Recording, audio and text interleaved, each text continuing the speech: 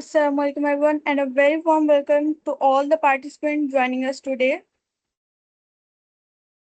I hope you all are doing well. My name is Aisha and I will be your host for today's session. It is truly a pleasure to have all of you here with us. Before we begin, I would like to briefly introduce the organization behind today's webinar. WebRec. WebRec is a student-led and student creative society that has been officially working for more than 2 years in the fields of veterinary education, animal welfare, and professional awareness. Through webinars, educational events, awareness campaigns, and various academic activities, WeBreak aims to connect students with professionals while creating opportunities for learning, growth, and international collaboration in veterinary and life sciences. Today, we are truly honored to have with us our respected guest speaker, Dr. Arjan Odal and Dr. Roshan Riaz. Dr. Arjan Odal is the president of the Kars Chamber of Veterinarians and an experienced leader in digital life sciences and rural development. With more than 20 years of professional experience, he has contributed significantly to veterinary digital transformation, biosecurity, epidemiology, and sustainable rural development. His remarkable work has also received international recognition, including acknowledgement from organizations such as the FAO and the World Veterinary Association. We are also honored to welcome Dr. Roshan Riaz, Assistant Professor in the Department of Animal Nutrition and Nutritional Diseases, Faculty of Veterinary Medicine, Kafkas University, Kars, Turkey. I hope I did not pronounce this incorrect. Uh, You are correct. so, we are truly grateful for their presence today and excited to learn from their valuable knowledge and experience. Before handing over the session, I would like to inform everyone that the question and answer session will be held at the end of the webinar. Participants who wish to ask a question may use the raise hand option and they will be unmuted one by one accordingly. Without further delay, I would now like to hand over the session to Dr. Arjan Odul. Thank you. Thank you. Good afternoon, everyone. It's a great honor to be here. Before we dive into the technical details, I must experience my gratitude to our Pakistani colleges. Turkey and Pakistan have a historical bond that goes beyond diplomacy. We are brothers. Sharing this platform with you today feels like being at home. Thank you. Today we will explore a critical intersection in our profession, One Health and livestock policies. As the world changes, so does our role. We have no longer just treating animals, we are writing the traditional and technology for a sustainable future. I welcome you all this global vision.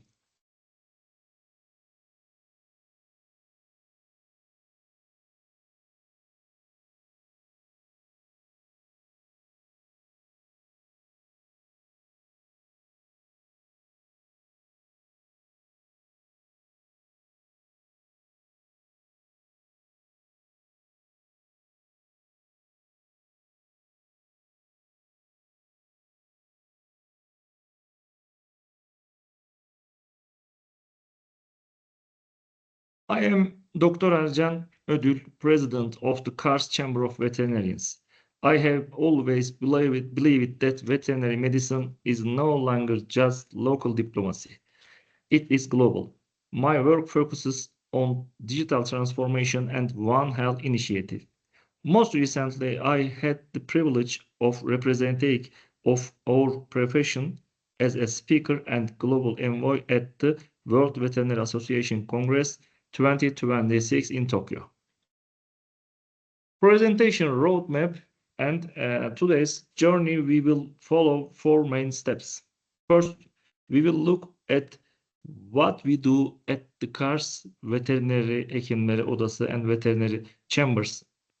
Second, we will discuss the concept of veterinary diplomacy. Third, I will share global trends from Tokyo 2026. And finally, we will dive deep into the One Health philosophy. KARS WHO, more than a regional body. KARS is the eastern gate of Turkish veterinary medicine and a vital livestock hub. But we are more than just a regional body. Through Kalem, we will focus on countering education.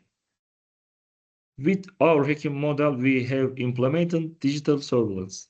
We manage international projects with partners like the FAO and Erasmus+, proving that local expertise can have a global impact. Global Insights. In Tokyo, I witnessed the immense scale of our profession. Over 6,000 delegates from 100 countries gathered under One Health for a Better Tomorrow. It was a historical moment where we saw the translation of global leadership to Dr. Isao Kurouchi. It reinforced one truth, our diplomacy is the soft power of the modern world. Representation on the world stage, we attended the 411st World Veterinary Association Congress in Tokyo, representing the KARS Chamber of Veterinary Medicine. One Health for a Better Tomorrow, KDEM. A historical moment, being at the heart professional diplomacy, we witnessed leadership handover, and World Veterinary Association President is Dr.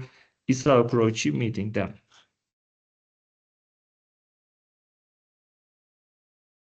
KARS WHO on the global stage, we shared our success story in Tokyo, how digital transformation, like using ultrasound and cloud data revolution, rural livestock health in KARS.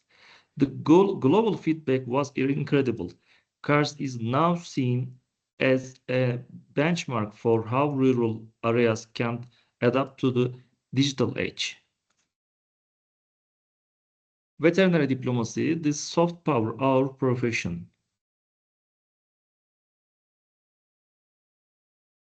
One Health philosophy is the main theme. Now let's talk about the heart of our mission, One Health. It is the seamless integration of human health, animal health, and environmental health. Our mission is to find a sustainable balance for a safe society. The mission, a sustainable balance for a safe society, One Health initiative aim at addressing various challenges are built upon the following 6 pillars. One pillar is zoonosis control, 2 pillars and measure against the antimicrobial resistance bacteria, 3rd pillars environmental protection, the 4 pillars establishing a symbiotic relationship between humans and animals, and 5 pillars and health promotion, 6 pillars and creating better relationship between sorry, I don't see. Okay. 6th pillar, creating better relationship between environment, humans, and animals. Zoonosis control.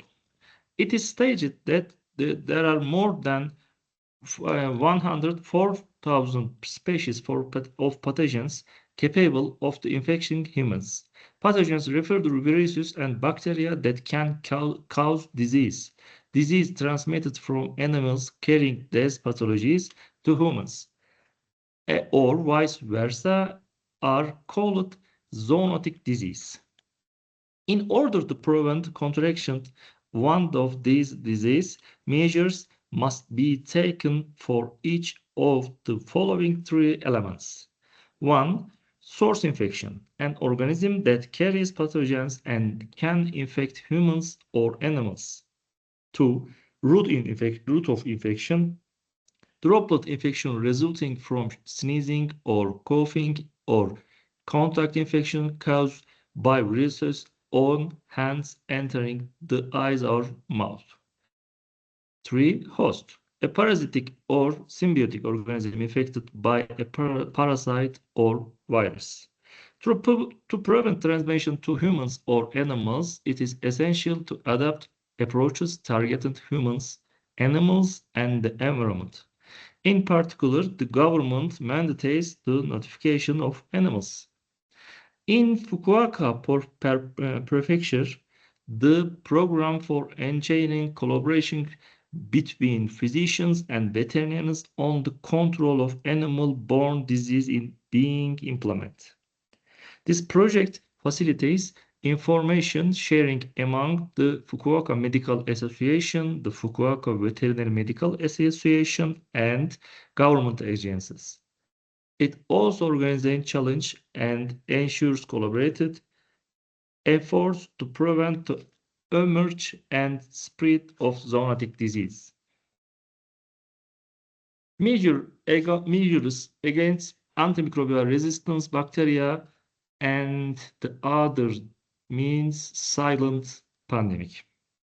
Antimicrobial resistant bacteria refers to bacteria that have become increasingly or completely resistant to antimicrobial agents such as antibiotics.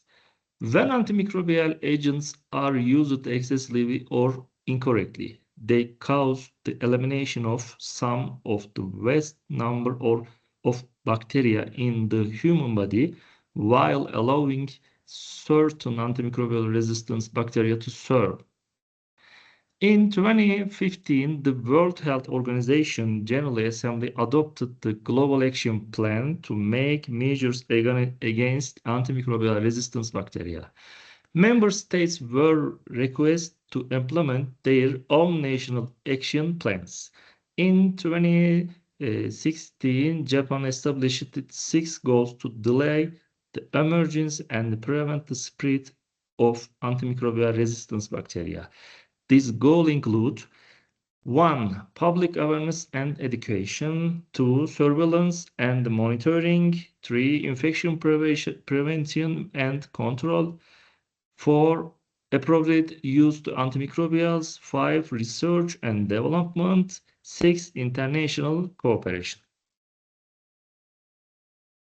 Environmental protection. In recent years, globalization and large-scale food protection have destroyed forests and ecosystems that are valuable to both humans and animals. Contribution to climate change. Global warming is a key factor. It has increased the risk of herd stock and lead to various disasters such as heavy rains, typhoons, and wildfires, causing severe harm to humans, plants, and animals. As we have seen, the environment is closely interrelated with human and animal health. Large-scale deforestation, rapid development, and urbanization have created opportunities for humans to encounter pathogens such as viruses that were previously found only in the deep forest. There is a risk of emerging new infectious disease. It is essential that humans do not come into contact with microorganisms living quietly in deep forest. The natural environment is home to a diverse range of living beings, including humans. The health of humans and animals is ensured by protecting a healthy environment and maintaining habitat isolation for biodiversity. We must remember to pass on this environment, which is vital for health to future generations. Establishing a symbiotic relationship between humans and animals. In this society characterized by an aging population and a low birth rate, pets such as dogs, cats, birds, and aquarium fish are increasingly being embraced as family members. Pets have a soothing effect that can calm emotions. Data indicates that stroking a dog or cat can reduce stress and stabilize heart rate and blood pressure. For this reason, pets are actively utilized in various fields, including medicine, social welfare, and education. Health and hygiene recommendations: vaccinate your dog regularly and ensure they receive a rabies vaccination once a year. Pathogens such as fleas and ticks can infect pets. Therefore, it is important to maintain good hygiene through regular cleaning and routine health check-ups. Health promotion. According to Constitution of the World Health Organization, health is a state of complete physical, mental, and social well-being, and not merely the absence of disease or infirmity. The number of people whose health data are all within normal range is likely small. In some cases, screenings can reveal an illnesses requiring immediate treatment and help people improve their daily habits to prevent the onset of disease. Even if you are ill, it is important to maintain the mindset of I may be sick, but I am doing my best every day. This mindset should be supported by being surrounded by good family members, neighbors, friends, and pets, as well as by having a role, hobbies, and a purpose in life. While maintaining our health, we must value our relationship with our family, our pets, and our environment. Humans cannot live alone. We maintain our health within a healthy and diverse environment composed of animals and plants. Creating better relationship between the environment, humans, and animals. Promoting safe and secure food that support health and food education is dispensable. Various microorganisms move between the environment, humans, and animals, while some microorganisms can cause disease in humans or animals, others are beneficial to the human and animal bodies. It is evident that the environment production food must not be contaminated with harmful substances. For instance, farmland, sunlight, and water are required for the production of agricultural products like rice and vegetables. Livestock products such as meat, eggs, and milk originate from the lives of the animals. Preventing infection disease in animals and keeping them healthy with safe feed also linked to human health.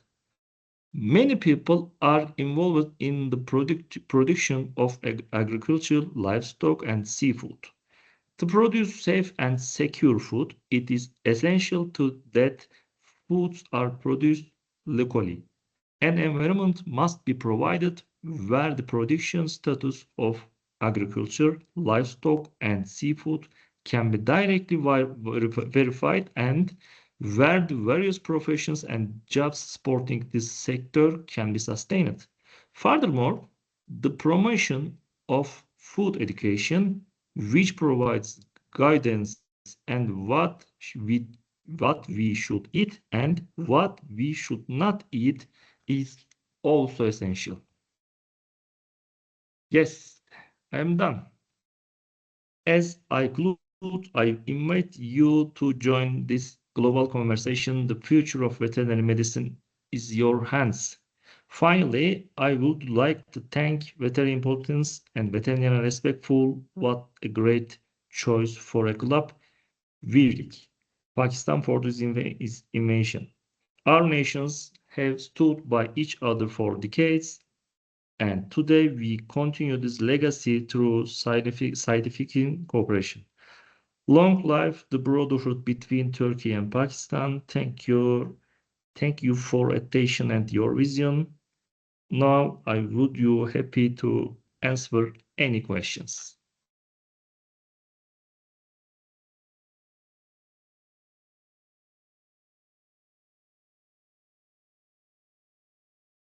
I am done, people.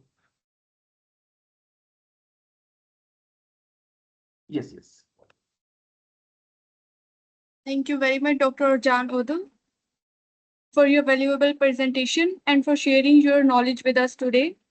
We will now begin the question and answer session. Participants who would like to question may please use the raise hand option and I will unmute participants one by one accordingly. Mhm.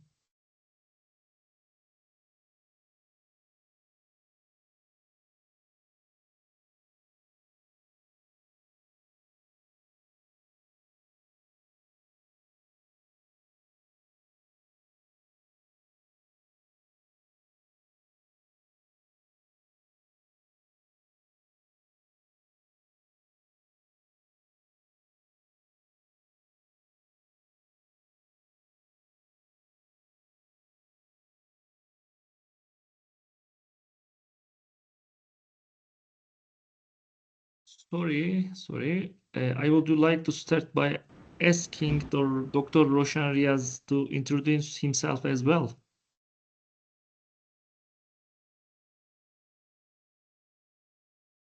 Thank Your you so turn, much, Doctor. Dr. Ejjan. Hello, everyone. Before going to the session, I would like to introduce myself. My name is Dr. Roshan Riaz, and currently I'm working as an assistant professor in the Department of Animal Nutrition and Nutritional Diseases, Kafkas University, Kars in Turkey. Before saying about my journey in the Turkey, I would like to tell you about my past education. I'm graduated from the Islam University of Bahawalpur, which is currently in the top 10 universities of the veterinary sciences in the Pakistan. And I stood first in the class, and after achieving that point, I got a scholarship in Turkey Bursleri, and I completed my master's in Bursa Ulda University, Bursa. And after completing my master's, right after I got the PhD scholarship again from the Turkey Bursleri and started my PhD in the Ankara University. Ankara University is currently the top one university in the veterinary sciences of Turkey. And after the first year, I appointed as a lecturer in Kafkas University, and I started my journey as a lecturer in the Kafkas University. Meanwhile, I also completed my PhD in the Kafkas University. After completing my PhD in the last year, 2025, currently I'm working as an assistant professor here in the Kafkas University. And first of all, I would like to thank you all for organizing this informative session. And I would like to thank Dr. Erjan Udu for giving us such informative lecture on this One Health session. For the question and answer session, I can translate if anyone have any hesitation in English. I can translate from the Turkish to English and Urdu to English.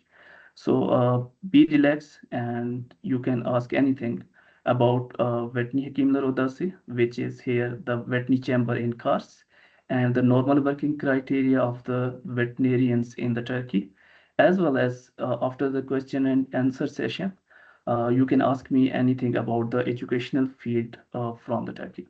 Thank you so much.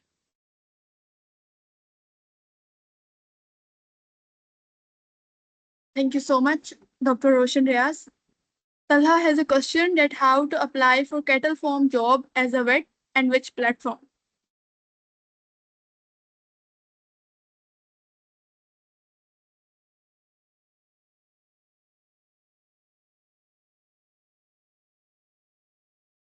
Hocam Ikram, siz your turn.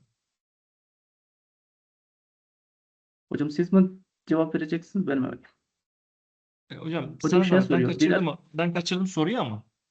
Soru söyleyeyim hocam. Bir arkadaşımız var. Şey diyor. Türkiye'de sığırcılık çiftliklerde ben nasıl başvuru yapabilirim? Ya da süreç nedir? online siteler var mı başvuru yapmak için? Veteriner hekim olarak mı? Evet hocam. Şöyle ki öncelikle Türkiye denkliğine ihtiyacımız var. Yani sizin diplomanızın Türkiye denkliğini incelememiz ve görmemiz lazım. YÖK'ten ve aslında bizim Türk Veteriner Hekimler Birliği'nden bu konuda önlem almamız lazım. Bize bir başvuru yaparlarsa, mail adresimizi de paylaştım. Bize bir başvuru yaparlarsa işte aldıkları transkriptleri, dersleriyle beraber hem Türkiye Veteriner Hekimler Birliği'ne, Türk Veteriner Hekimler Birliği'ne mesleği icra edebilmeleri konusunda görüşlerini alır hem de şeylerinde YÖK'ten de karşılıklarını sorarız, yardımcı olmaya çalışırız. Ama şey hani unutmamak lazım, Türkiye'de 45 bine yakın veteriner hekim var. Bu anlamda Türkiye dünyanın en fazla veteriner hekimine sahip ülkelerinden biri. Avrupa'da zaten birinci, dünyada da yanılmıyorsam üçüncü sırada. Veteriner hekimlik nezdinde veteriner hekim çalışanlara ihtiyacımız var tabii ki, yok diyemem ama gerçekten en iyileri almaya çalışıyor Türkiye Cumhuriyeti Devleti. Burada en iyileri, yani örneğin sizin gibi hem çalışkanlığınız hem akademik kimliğinizle en iyilerin bizimle olmasını istiyoruz. O yüzden yanlış anlaşılmasın ama bunu sormamız ve hani hem bakanlıktan hem Türk Veteriner Hekimler Birliği'nden teyit etmemiz gerekiyor doğrusu. Thank you so much for the answer. Dr. Ercan Obul said that there are opportunities here in the Turkey, and we are collaborating with the YOK as well as a veterinary chemotherapy veterinary chamber. We are trying to create the job for the persons, but there are certain points which we have to highlight. First, there is a need here for the veterinarians, but this need is for the competent persons. We have the high achieving points as well as the field experience. Because in the Turkey, we already have 45,000 veterinarians which are working in the field. But in addition to these persons, we also need the foreigners which have high quality education as well as field experience. But there are certain points which need to be confirmed before applying in the Turkey as at the cattle farms. First, we need equivalence from the higher education of Turkey first. And second, we have to get approval here from the veterinarian offices or the chambers. And third, we can apply in the field, but the language is the main barrier here in the Turkey. So if anyone can compensate all these things, he can apply here in Turkey as well as he is most welcome in the Turkey. Thank you. And also, how much experience is required? For the hocam bunun için kaç senelik tecrübe lazım? Aslında Sizin- tecrübe lazım değil. Tecrübe yani bizim için önemli olan şey tecrübe değil. Önemli olan veteriner fakültesi denkliği. Yani transkriptlerde orada alınan derslerle burada alınan dersler arasında uyumun önemi var. Örneğin şimdi şöyle örnek vereyim. Azerbaycan'da da biliyorsunuz veteriner hekimlik eğitimi var. Ama veteriner hekimlik eğitimi ne yazık ki orada çok düşük seviyede. Çok düşük seviyede oldukları için çoğu ders bizim veteriner fakültelerimizde verilen derslerin çoğu orada alınmıyor.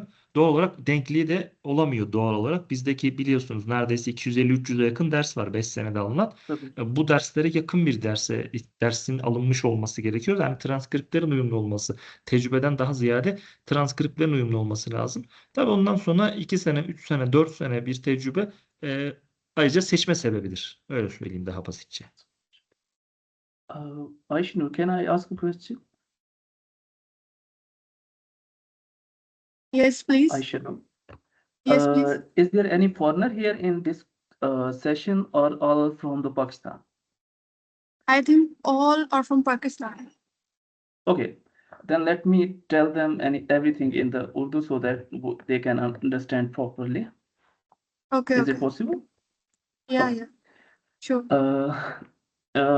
Doctor जान Udal thank सबसे पहले तो शुक्रिया अदा कर रहे हैं आप इस क्वेश्चन पूछने के लिए एंड सेकंड वो कह रहे हैं कि आपकी जो मेन पॉइंट्स है ना जो पहले बताए एक्सपीरियंस से ज़्यादा इम्पोर्टेंट है यहाँ पे आपकी इक्विवेलेंस लेना और इक्विवेलेंस लेने के लिए लास्ट टाइम भी हमने अर्जान उदल से बात की थी कि इक्विवेलेंस के लिए क्या रिक्वायरमेंट्स हैं कहाँ पे हमें अप्लाई करना पड़ेगा और इसके लिए हमें क्या क्या चीज़ें पूरी करनी पड़ेंगी तो टर्की के अंदर जो एक कोर्स क्राइटेरिया है वो पाकिस्तान के तकरीबन इक्वल है लेकिन टर्की के अंदर ऑलमोस्ट 250 के करीब जो हैं वो लेक्चर्स दिए जाते हैं और हर किसी का क्रेडिट आवर्स जो हैं वो डिफरेंट होते हैं अगर पाकिस्तान से उनके क्रेडिटर्स यहाँ के क्रेडिटर से मैच करते हैं तो देन हम उसकी इक्विवेलेंस बहुत इजीली यहाँ से ले सकते हैं।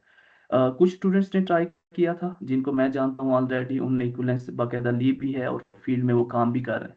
अगर तो आपने फील्ड में जाना है तो उसके लिए एक्सपीरियंस मिनिमम 2 to 3 ईयर जिस तरह पाकिस्तान में रिक्वायर होता है, अगर वो होगा तो that will be a good thing. But अगर आपके पास हैंड ऑन एक्सपीरियंस है और आपका नॉलेज अच्छा है तो बगैर एक्सपीरियंस के भी आप यहाँ पे एज अ फ्रेशर एंट्री ले सकते हैं। लेकिन फॉर्म्स पे मोस्टली आपको भी पता है कि पाकिस्तान में हो चाहे फॉरेन में हो, वो एक्सपीरियंस पर्सन को देखते हैं। तो 2-3 साल का एक्सपीरियंस होगा तो बेटर रहेगा, फर्स्ट एंड सेकंड। इसके साथ उसमें मेन जो पॉइंट आ रहा है करंटली वो है इक्विवेलेंस का। अगर हम इक्विवेलेंस ले लेते हैं HEC से तो उसके बाद फिर हमें ज़्यादा कोई इशू नहीं होगा।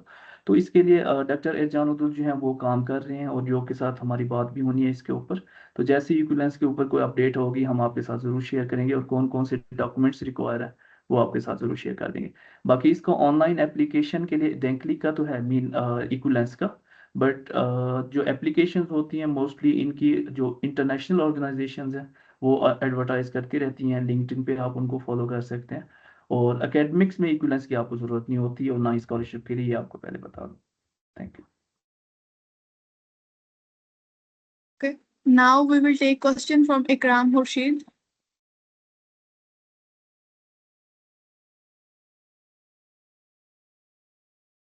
Ikram Hurshid. Am I audible? Yeah, you are. Yes. First of all, I would like to thanks to Dr. Roshan Riaz and all the participants, especially Turkish scientist or veterinarian.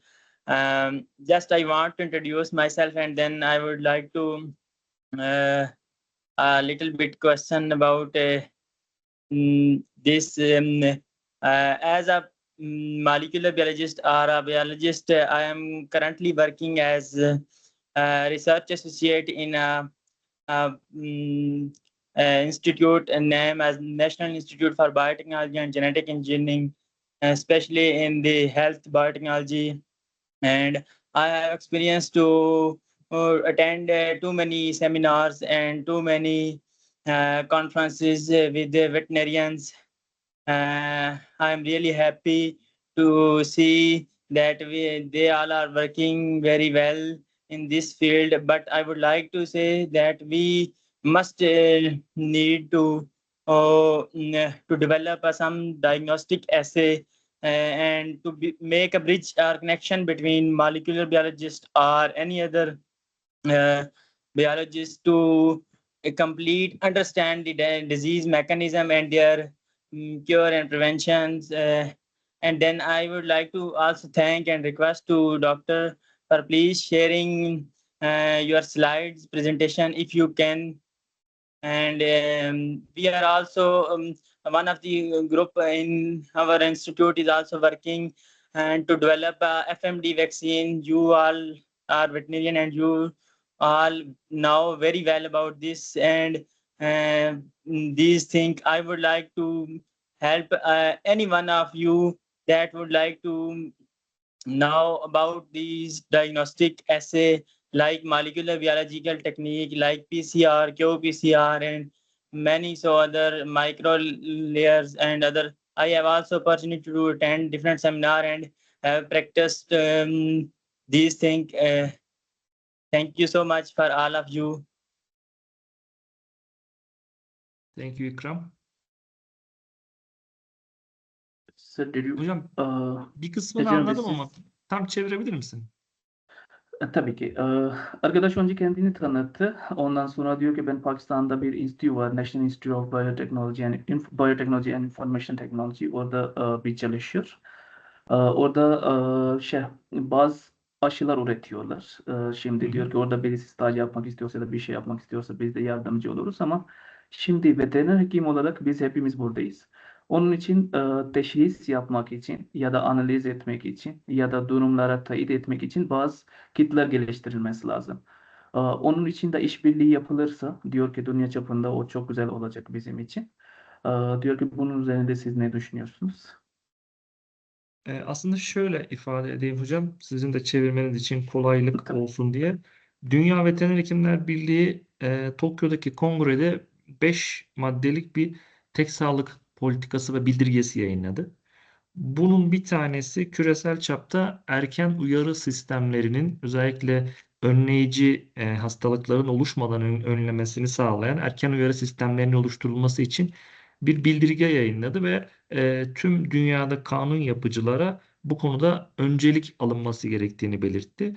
Aslında özellikle tek sağlık hususunda çok ciddi bir uyanış olduğunu gördük biz Japonya'da. Buradan şunu aslında söyleyebilirim.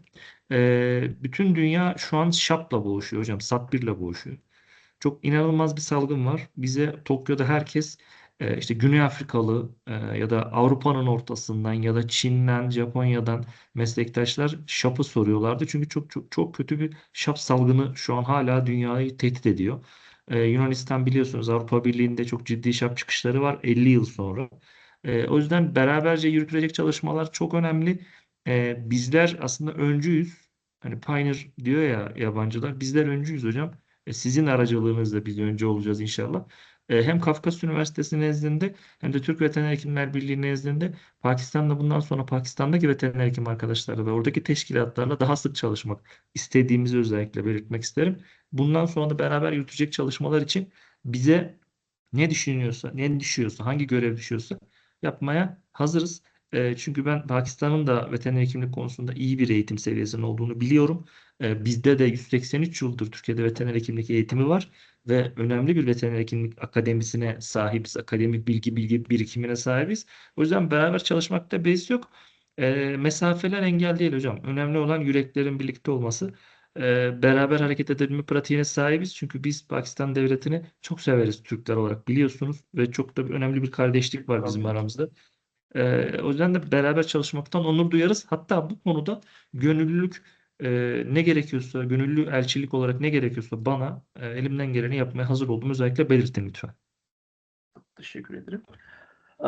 First of all, we thank you for this question. Dr. Ercan उदुल ने इनका जवाब दिया और उन्होंने कहा कि हम जब टोक्यो में थे तो रिसेंटली जो वर्ल्ड हेल्थ ऑर्गेनाइजेशन है उन्होंने 5 पॉइंट्स जो हैं वो पब्लिश किए हैं रिगार्डिंग द वेन हेल्थ और उसमें उन्होंने स्पेसिफाई किया हुआ है कि ये 5 पॉइंट्स जो हैं regarding the analysis and regarding the working on the vaccines और बाकी जितने भी प्रोटोकॉल्स होते हैं उनसे रेलिवेंट उन्होंने वो पब्लिश किए हैं और वो पूरी दुनिया को फॉलो करना लाजमी है फॉर वन हेल्थ पर्पसेस। लेकिन as a veterinarian from Turkey and Pakistan जो हम वॉलंटरी तौर पे इसमें कंट्रीब्यूट करना चाहते हैं वो हम करेंगे और डॉक्टर एजान उदुल कह रहे हैं कि अगर आप लोग चाहते हैं तो आप वॉलंटरी तौर पे इस पे स्टेप इन करें।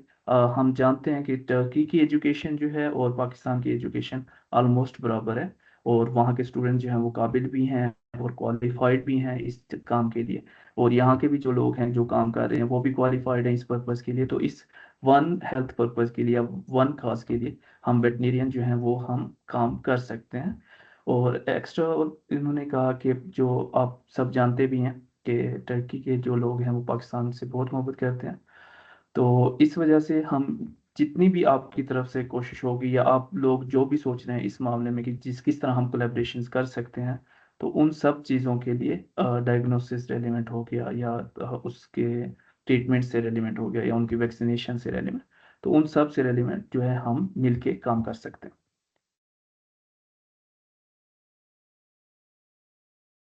अगर कोई पार्ट ऑफ क्वेश्चन रह गया तो डॉक्टर इकराम पूछ सकते हैं।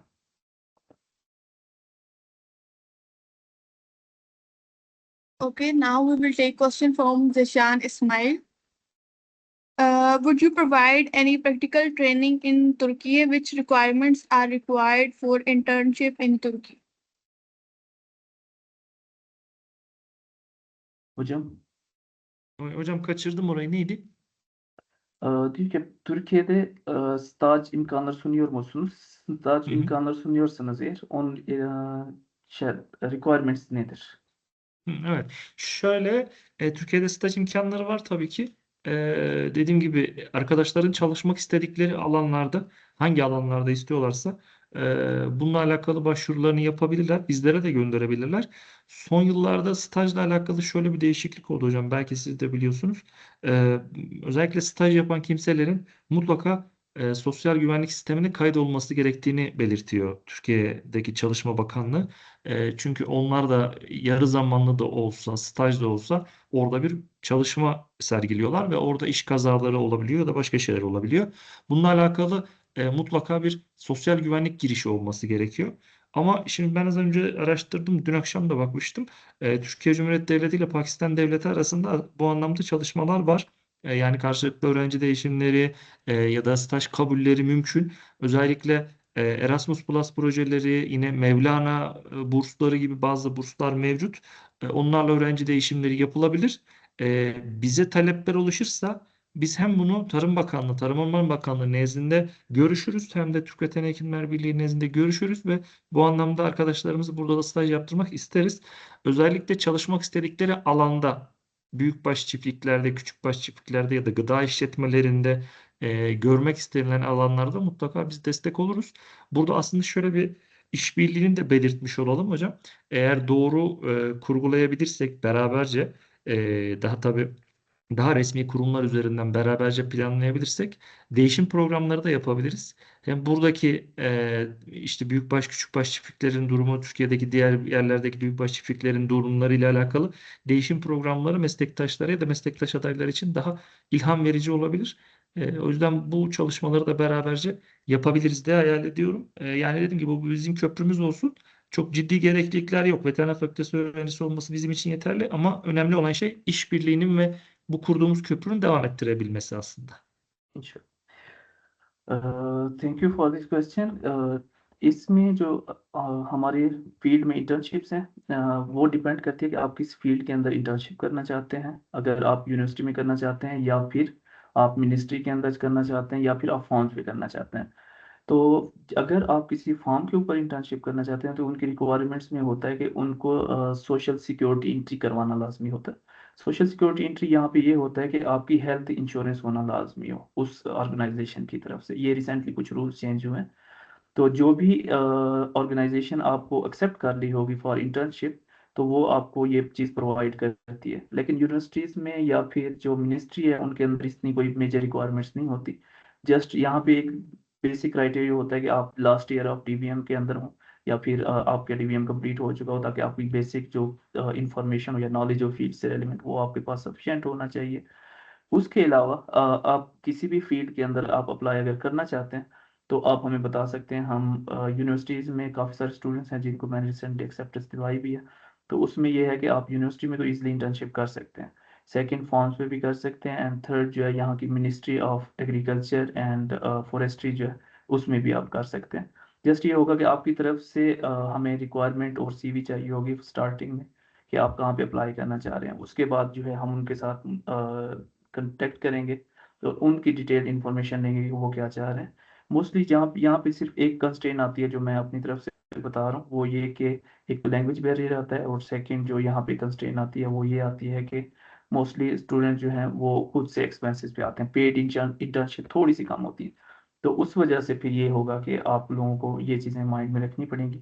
अदरवाइज यहाँ पे बहुत ईजिली आप इंटर्नशिप के लिए आ सकते हैं, and we welcome you all.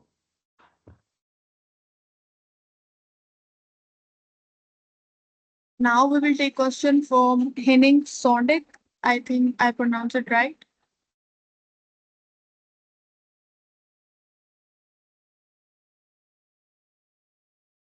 Henning, can you hear us?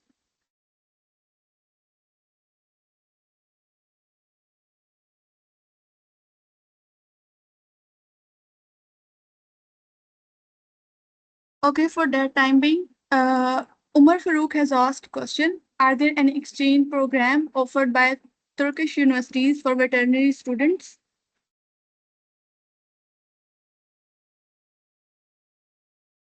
Hocam Türk üniversitelerde değişim programları var mı? Onu soruyorlar. Evet, özellikle bu Türkiye Cumhuriyeti Devleti ile Pakistan Devleti arasında imzalanmış bazı programlar var. Hem Erasmus, yani Avrupa Birliği dışında kalan 3. ülkelerin, Avrupa Birliği adaylık sürecinde bekleyen ülkelerin arasında değişim programları mevcut. Hem de bizim YÖK'ün Mevlana bursları mevcut. Değişim programları var. Aslında bu konuda siz benden daha bilgili olabilirsiniz. İsterseniz siz de kendi Dedim yeniden görüşlerinizi sizden belirtin. sorayım. İsterseniz ben Estağfurullah. bunu detaylı bir şekilde Olur cevap hocam. verebilirim. Olur, size zahmet. Hı hı. teşekkür ederim. इस question का जवाब मैं दे देता हूँ क्योंकि मैंने masters जो किया था वो भूसावल यूनिवर्सिटी में से किया था, वो भी टॉप रैंक यूनिवर्सिटी में आती है अनकरा में, और फिर मैं इधर हूँ। तो यहाँ पे मोस्टली एक्सचेंज प्रोग्राम्स अवेलेबल, उनमें जो एशिया और यूरोप के हैं वो डिफरेंट प्रोग्राम्स हैं। मोस्टली जो यूरोपियन प्रोग्राम्स हैं उसमें हमारा इरास्मस प्लस प्रोग्राम आता है, जिसमें यूरोपियन यूनिवर्सिटीज़ के पास यहाँ के स्टूडेंट जो यहाँ पे पढ़ पे रहे हों या फिर जॉब कर रहे हों तो वो एक्सचेंज पे जाते हैं, वहाँ इंटर्नशिप भी कर सकते हैं, और जो सेमेस्टर एक्सचेंज होता है उसके लिए भी जा सकते हैं। एक और प्रोग्राम है जो कि अभी करंटली कुछ यूनिवर्सिटीज़ में तो ओपन है, लेकिन मोस्टली यूनिवर्सिटीज़ में वो बंद हो चुका है। वो मेवलाना प्रोग्राम था। मेवलाना प्रोग्राम जो है वो टर्की और जितने भी एशियन कंट्रीज हैं उनके दरमियान प्रोग्राम हुआ करता था। तो कुछ यूनिवर्सिटीज़ ने तो इसको क्लोज कर दिया है, लेकिन मोस्टली यूनिवर्सिटीज़ में अभी भी ओपन है। तो उसमें आप एशियन जितनी भी यूनिवर्सिटीज़ हैं उसमें वहाँ के अब बहुत पैरेलल चलती हैं ये चीज़ें, कि यहाँ के स्टूडेंट वहाँ पे जाते हैं और वहाँ के स्टूडेंट जो है यहाँ पे आते हैं, और same goes for the teachers. तो मेवलाना प्रोग्राम आप देख सकते हैं कि आपकी यूनिवर्सिटी का और टर्की किसी यूनिवर्सिटी के अंदर एग्रीमेंट है तो आप उसके थ्रू आ सकते हैं। इरास्मुस में भी कुछ ऐसी यूनिवर्सिटीज़ हैं जिसके अंदर यूरोपियन एसोसिएशन ने उनको अलाउ किया होगा कि वो जो है टर्की की कुछ यूनिवर्सिटीज़ में आके आप एक्सचेंज प्रोग्राम कर सकते हैं। तो उसमें यहाँ पे टर्की से कोच यूनिवर्सिटी है, बुर्सा यूनिवर्सिटी है, इस तरह की कुछ यूनिवर्सिटीज़ देखी थी, और पाकिस्तान से 2-3 यूनिवर्सिटीज़ थी जहाँ के स्टूडेंट आए थे और वो एक्सचेंज में बुर्सा में मेरी उनसे मुलाकात हुई थी। तो आप इरास्मुस के थ्रू भी अपनी यूनिवर्सिटी के एग्रीमेंट देख सकते हैं कि वो हैं कि नहीं। और थर्ड ये है कि एग्रीमेंट ना होने के बिना पे भी आप यहाँ पे इजली एक्सचेंज के लिए आ सकते हैं। वो जिस तरह सेमेस्टर एक्सचेंज होता है या फिर आप इंटर्नशिप के लिए है उसके लिए आ सकते हैं। तो सेमेस्टर एक्सचेंज के लिए स्पेसिफिक यहाँ पे कुछ रिक्वायरमेंट्स होती हैं, और अगर आप कहेंगे तो उसमें ये होता है कि आप नॉर्मली सीजी पे यहाँ पे फर्स्ट रिक्वायरमेंट होती है, सेकंड लैंग्वेज होती है, क्योंकि यहाँ पे मोस्टली जो गवर्नमेंट यूनिवर्सिटीज हैं उनका language. She has a question. Which one is correct? Sorry,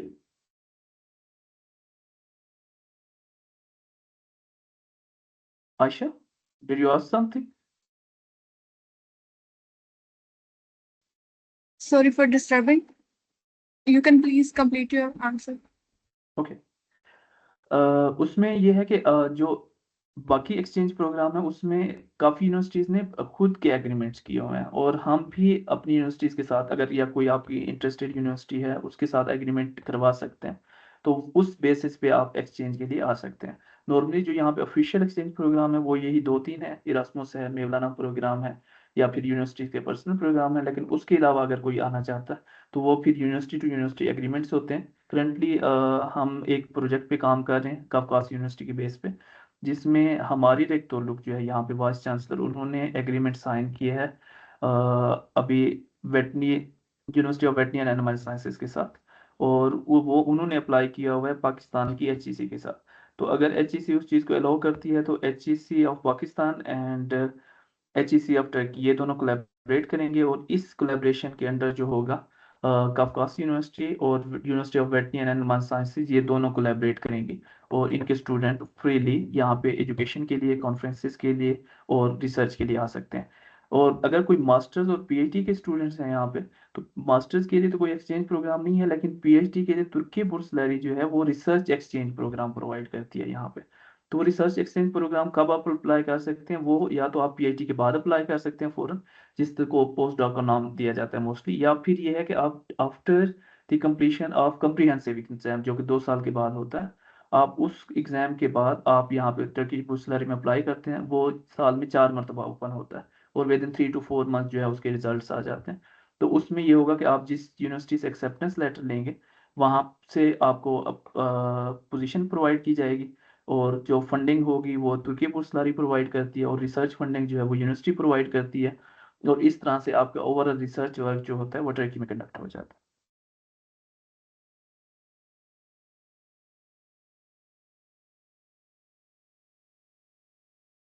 Thank you. Aisha Shahid has a question that is there any test like NAVLE for practicing in Turkey? नहीं, Turkey में नेवले या इससे relevant तो कोई test नहीं होता, लेकिन वही इक्विलेंस वाला होता है कि आपको इक्विलेंस लेना लाजमी है यहाँ से। और इक्विलेंस लेने के लिए यहाँ पे जो हायर एजुकेशन है वहाँ से आपको इक्विलेंस लेनी पड़ती है। और उसमें यही होता है कि आपके जो जितने भी सब्जेक्ट्स हैं वो देखे जाते हैं, और वो सब्जेक्ट्स अगर आपके पूरे हो रहे हैं, यहाँ की रिक्वायरमेंट्स मीट कर रहे हैं, तो जस्ट जो रिमेनिंग सब्जेक्ट होंगे उनके टेस्ट दे के आप यहाँ पे प्रैक्टिस कर सकते हैं। अगर आपने प्रैक्टिस नहीं करनी, सिर्फ कंसल्टेंसी करनी है, या फिर जो फीड एडिटिव्स और फीड की जॉब होती है या वैक्सीन इस तरह की जो प्राइवेट कंपनीज होती है उसमें जॉब करनी है, या फिर एकेडमिया में आना है, तो उसके लिए इक्विलेंस भी आपको नहीं चाहिए होती है।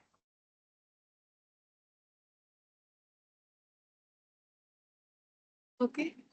Bilal asked, I have applied for Turkey Bursalare for Master in Animal Nutrition and Nutritional Diseases in Bursa University and expecting interview in May, June. I want to ask for interview what they ask in interview and briefly explain criteria. This is question for you, Dr. Roshan Riaz. Thank you so much.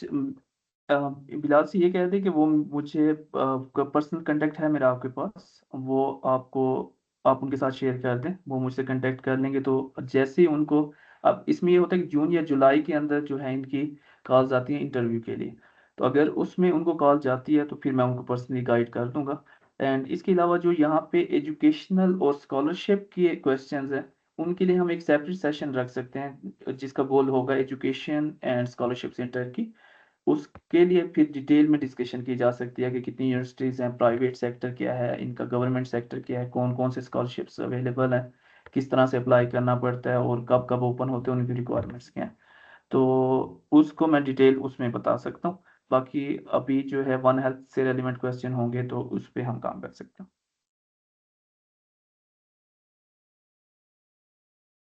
So Fahad has question that did you, Sir Roshan, did their job while while PhD in Turkey or individual can apply based on MSc? Like, जब did मेरी they offer you job? Okay. Yeah, please continue. Could you please repeat the question? Did they offer you job while PhD in Turkey or one can apply based on MSc? Okay, thank you. Dr. Özcan, bu soru benden soruyorlar. İş Evet, benden. fark ettim hocam. Buyurun Bu siz. üyesi olması için. Dedim Tamam, yine buyurun. size söylemiş olayım. Estağfurullah, anladım zaten. Buyurun. जो मेरे यहाँ पे job offer हुई थी वो हुई थी during the first year of my PhD. तो जैसे ही मेरा फर्स्ट ईयर पीएचडी का एंड होने वाला था उसके बाद मुझे यहाँ पे जॉब ऑफर हुई। उस टाइम रूल्स ये थे कि जिस बंदे के पास, एक तो उसकी पब्लिकेशन प्रोफाइल अच्छी होनी चाहिए, सेकंड उसके पास जो है B2 लैंग्वेज सर्टिफिकेट होना चाहिए टर्किश का, साथ में उसके पास इंग्लिश सर्टिफिकेट हो, और उसने मास्टर्स किया हुआ हो किसी भी फील्ड के अंदर, तो उस फील्ड में वो लेक्चरर लग सकता था। लेकिन 2024 के एंड पे योग जो है यहाँ की हायर एजुकेशन कमीशन, उसने ये रूल चेंज कर दिए। पहले ये होता था कि हर फील्ड में ये लेक्चरर ले लेते थे, लेकिन टर्की में लेक्चरर का सीन जो है ना वो थोड़ा सा डिफरेंट हो गया। तो ये सिर्फ या तो अब रिसर्च असिस्टेंट लेते हैं, और जो रिसर्च असिस्टेंट होता है ना यहाँ पे वो एक प्रॉपर जॉब काउंट होती है, और वो ड्यूरिंग आप पीएचडी कर सकते हैं। और उसमें ये होता है कि आप वो सिर्फ टर्किश सिटीजन ही अप्लाई कर सकते हैं। अब उसके अलावा जो मुझे जॉब ऑफर हुई थी वो बेस्ड हुई थी बाकी क्राइटेरिया जो मैंने बताया, लैंग्वेज एंड मास्टर्स, और साथ में जो है टर्किश लैंग्वेज और मेरी प्रोफाइल, उसकी बेस पे मैंने अप्लाई किया था, और वहाँ पे सिलेक्शन हो गई थी। अब रूल ये चेंज हो गया कि जो फॉरेनर अगर कोई भी अप्लाई करेगा तो वो सिर्फ स्पेसिफिक जो वोकेशनल स्कूल होते हैं वहाँ पे एज अ लेक्चरर अप्लाई कर सकते हैं विद मास्टर डिग्री। लेकिन वहाँ पे चांसेस बहुत ही मिनिमल होते हैं एक्सेप्टेंस के फॉरेनर के। जो यहाँ पे रिक्वायरमेंट होती है अब होती है एज ए असिस्टेंट प्रोफेसर पे, और वो अब जितनी भी जॉब्स होंगी सिवाय सिर्फ चंद एक लैंग्वेज, जिस तरह इंग्लिश लैंग्वेज हो गया, लिटरेचर हो गया, ड्रामा हो गया, उन्हें चंद एक फील्ड स्पेसिफाई कर दिया या फिर स्पोर्ट्स साइंस। उसके अलावा जितनी भी फील्ड्स हैं उसमें जो भी अप्लाई कर रहा होगा तो वो उसकी पीएचडी होना लाजमी है, उसके बाद वो अप्लाई कर सकता है। और उसके अप्लाई करना यहाँ पे आना लाजमी नहीं होता, वो ऑनलाइन उनका प्रोसीजर है, उस पे आप अप्लाई करते हैं। लेकिन यहाँ पे एक आपको हिंट दे देता हूँ, वो ये होता है कि जब भी आप टर्की में अप्लाई कर रहे होते हैं विदाउट नोइंग दैट पर्सन यहाँ पे एक्सेप्टेंस बहुत मिनिमल होती है।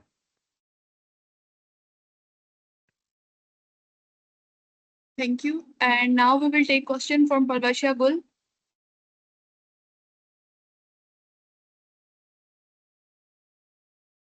Assalamu alaikum, everyone. Aleykümselam.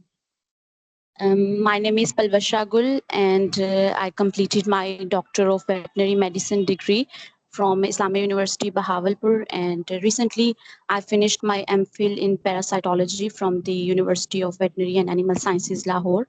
And right now, I'm working as a research associate in the parasitology department, UVAS Lahore.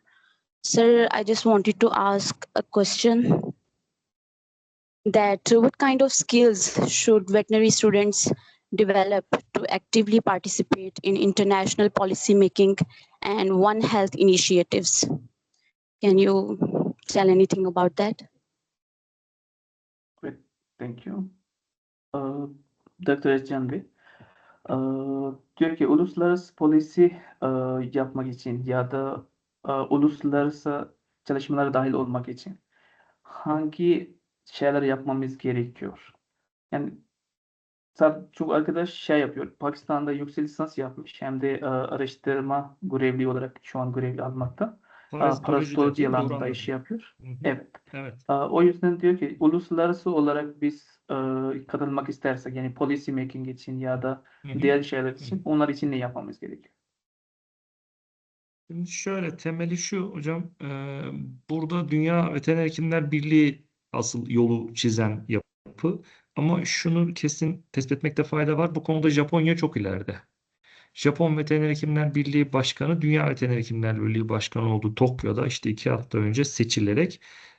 Onlar 2010 yılından beri bu işe çalışmışlar ve artık yönetmeliklerini çıkarmışlar ve az önce sunumda da izah etmeye çalıştım. Umarım anlaşılmıştır. Onlar veteriner hekimler birlikleri ve doktor yani tıbbiye birlikleriyle beraber hareket ederek bakanlıklara artık karar alıcı düzeyde yön veriyorlar. Doğal olarak bunlar yani bu konuda tek sağlık konusunda Japonya çok önde ve tüm dünyaya artık bu dönem orada Tokyo'da kongrede konuşulan da buydu. Bu dönemde bu Japon başkanın döneminde Sayın Yusaku Kurouchi döneminde tek sağlıkla alakalı birçok yolun izleneceği ve tüm dünyada karar alıcılara bu yönde çalışmaların yapılmasına yönelik motivasyonların sağlanacağı ifade ediliyor. Bizlere düşen ne? Açıkçası bu uluslararası organizasyonların içinde yer alabilmenin biliyorsunuz birkaç tane yolu var. Bunlardan birincisi bir kere kendi bölgemizdeki veteriner hekimlik teşkilatlarının içinde yer alıp uluslararası organizasyonların içinde yer alma teklifinde bulunabilmemiz. Yanlış görmediysem kongrede Pakistan'dan ya kimse yoktu ya da ben tanışma fırsatı bulamadım.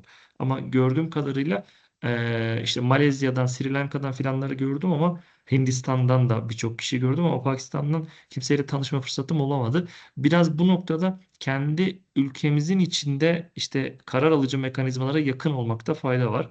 Örneğin ben Kars Veteriner Hekimler Odası Başkanı olarak orada bulundum. Ben aynı zamanda Türk Veteriner Hekimler Birliği'nin yönetim kadrosu içerisindeyim.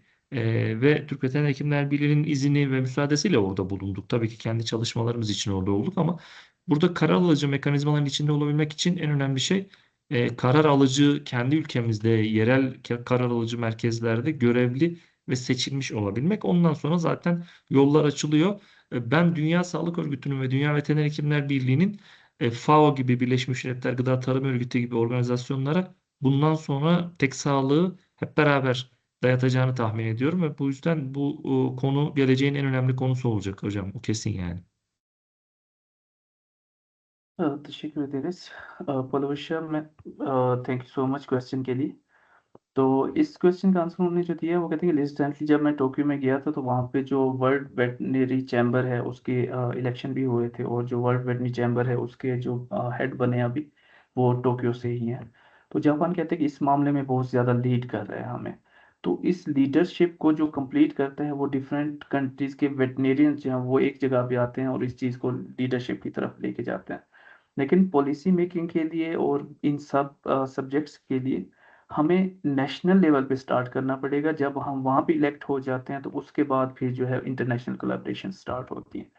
तो doctor एहसान उदुल जो हैं वो recently जब Tokyo भी गए थे तो as a veterinary chamber cars और जो वेटनरी चैम्बर टर्की है उनकी तरफ से गए थे। तो नेशनल पॉलिसीज जो हैं वो यहाँ पे डिज़ाइन करते हैं और इंटरनेशनल कोलेब्रेशंस के साथ बाद में फिर वो डिज़ाइन की जाती हैं। तो रिसेंटली जो टोक्यो में इनकी कॉन्फ्रेंस हुई थी उसका मेन एजेंडा था वो भी यही था कि जितने भी वेटनेरियंस हैं जो नेशनल लेवल पे काम कर रहे हैं वो इंटरनेशनल लेवल पे आके और पॉलिसी मेकिंग में हेल्प करें। तो फ्यूचर में यही ही टॉपिक होगा कि पॉलिसी मेकिंग किस तरह की जाए।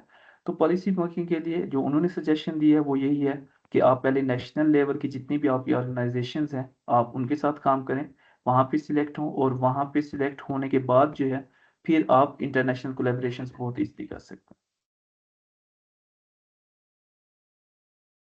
Okay, sir. Thank you so much.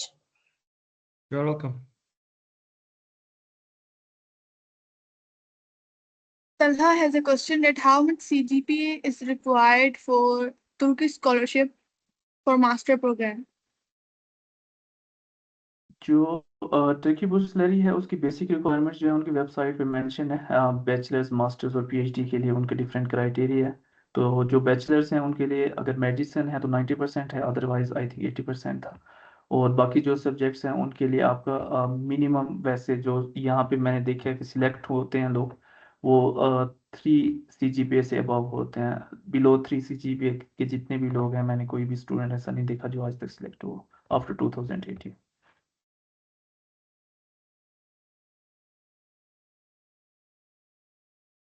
And what are the skills sets should we have to understand the animal nutrition and treat the animal diseases from nutrition? Hocam bu hayvan besleme açısından bir soru sormuşlar. Evet, Diyorlar evet, ki sizler hocam. hayvan besleme olarak biz hangi şeyler bilmeliyiz ve ikinci olarak o hangi şeyler bilmeliyiz ki hayvan besleme açısından daha iyi, sağlık açısından daha iyi olsun Hı diye. hı. Buyurun. Siz mi cevap vereceksiniz, ben mi vereyim? Hocam lütfen ya, ben sizin yanınızda nasıl cevap vereyim şimdi? Ayıp olmaz mı? Buyurun. Estağfurullah. Buyurun lütfen. जहाँ पे ना आप है क्योंकि मैं nutrition से हूँ तो न्यूट्रिशन की वजह से मैं इसका जवाब दूंगा। जो न्यूट्रिशन है वो हमारे एक टीचर हुआ करते थे बैचलर के अंदर।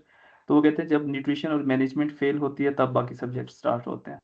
तो कोई भी आप चाहे हेल्थ के लिए आप फीडिंग कर रहे हो या फिर आप नॉर्मल फीडिंग कर रहे हो तो जब एनिमल की बेसिक रिक्वायरमेंट्स ही पूरी नहीं होगी तो तब आप बाकी उसकी हेल्थ और प्रोडक्शन उसको मेंटेन नहीं कर सकते, ना ही रिप्रोडक्शन को। तो उसके लिए आप एनिमल की हेल्थ के लिए भी आपको बेसिक रिक्वायरमेंट पूरी करनी होगी। अगर एनिमल डिजीज भी है तो उस टाइम की न्यूट्रिशन को भी आपको करना होता है। और 70% ऑफ द एक्सपेंसेस जितने भी हैं इन पोल्ट्री सेक्टर वो जाते हैं न्यूट्रिशन की बेसिस पे। तो अगर आप की न्यूट्रिशन कंप्रोमाइज होगी तो परफॉर्मेंस और प्रोडक्टिविटी कंप्रोमाइज होती है। और उसकी बेसिस पे जो हमारा मेन ऑब्जेक्टिव होता है फार्मिंग का वो उसमें आपके हेल्थ और जो आपके आउटपुट्स होते हैं या प्रॉफिट मार्जिन होते हैं वो सारे कंप्रोमाइज हो जाते हैं। तो इस चीज़ को सब चीज़ों को मेंटेन करने के लिए जो बेसिक एक सब्जेक्ट है वो एनिमल न्यूट्रिशन है। और उसके अंदर जो है आपको फिर सारी चीज़ों के ऊपर काम करना पड़ता है। अब एक एज अ आप पीएचडी में जब जाते हैं तो आप एक स्पेसिफिक प्रॉब्लम उठाते हैं और उसके ऊपर काम करना शुरू कर देते हैं, लेकिन फील्ड के अंदर ऐसा नहीं है। फील्ड में आपको बेसिक एनिमल रिक्वायरमेंट्स पता होनी चाहिए अगर वो हेल्थी है तो। फिर उसके बाद उसकी डिफरेंट प्रोडक्शन स्टेजेस पे उसकी क्या रिक्वायरमेंट्स हैं, फिर डिफरेंट स्पीशीज़ की क्या रिक्वायरमेंट्स हैं, उन चीज़ों के ऊपर आपको काम करना पड़ेगा। उसके बाद जो है फिर during healthy and disease condition में आप किस तरह से उनकी फीडिंग करते हैं। तो ये सारी चीज़ें जो है एनिमल न्यूट्रिशन और एनिमल हेल्थ और डिजीज के अंदर आती हैं। तो ये एक ब्रॉडर कंसेप्ट है, लेकिन ये बेसिक से लेकर आपको फॉर्म लेवल तक और इवन के प्रोडक्ट लेवल पर लेके जाता है। तो न्यूट्रिशन का एक बेसिक कंसेप्ट होता है कि फीड टू प्लेट होता है। मीन हम फार्म से जब फीड कलेक्ट कर रहे होते हैं वहां से एक प्रोसेस स्टार्ट होता है और ओवरऑल ये एंड होता है आपके जो टेबल पे फूड आती है तब तक। तो इस सारी चीज़ों के अंदर जो रोल प्ले कर रही होती है वो आपकी न्यूट्रिशन और मैनेजमेंट और हेल्थ कर रही होती है।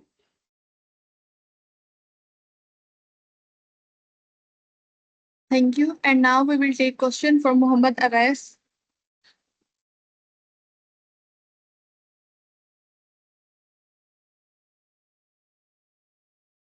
Muhammad Abbas.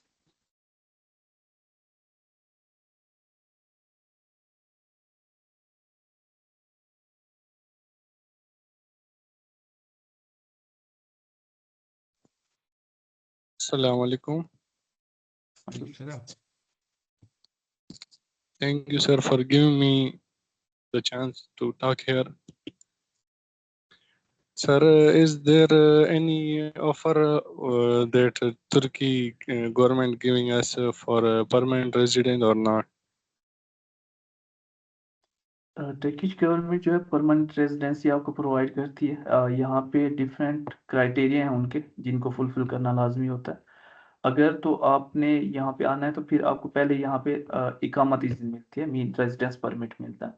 और रेजिडेंस परमिट लेने के लिए या तो आपको यहाँ पे स्टूडेंट होना लाजमी है या फिर आपको यहाँ पे कुछ स्पेसिफिक अमाउंट जो है वो डिफरेंट एरिया की डिफरेंट होती हैं, तो वो आपको इन्वेस्ट करना लाजमी होती है। उसकी बेस पे आपको यहाँ पे रेजिडेंस परमिट मिलता है।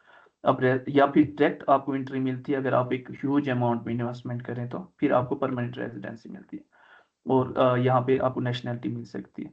तो रेजिडेंसी जब तक आपको स्टूडेंट होता है, स्टूडेंट पीरियड होता है, आपका वो रेजिडेंसी पीरियड कंटिन्यू रहता है। अगर इन्वेस्टमेंट बेस में है तो वो परमानेंट रेजिडेंसी में कन्वर्ट हो जाता है।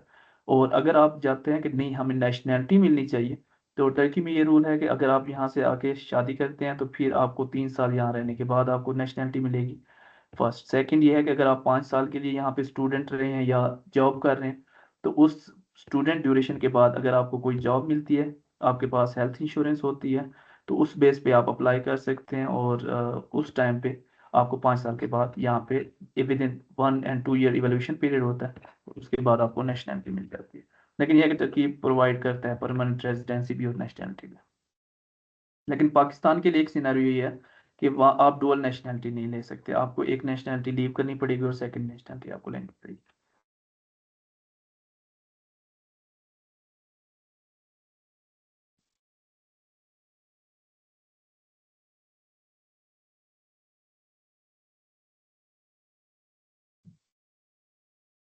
I hope that answer your query, Muhammad Awais. Now we will take question from Muhammad Anik Nazar.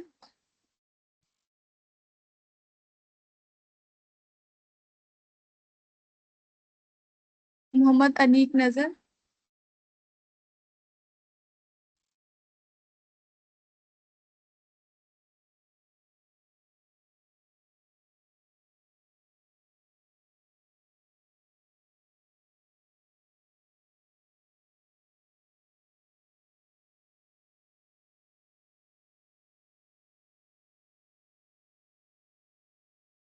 We will take question from Hafiz Muhammad Abu Huraira has questioned that can anyone got job in Turkey after only DVM without MPhil and PhD?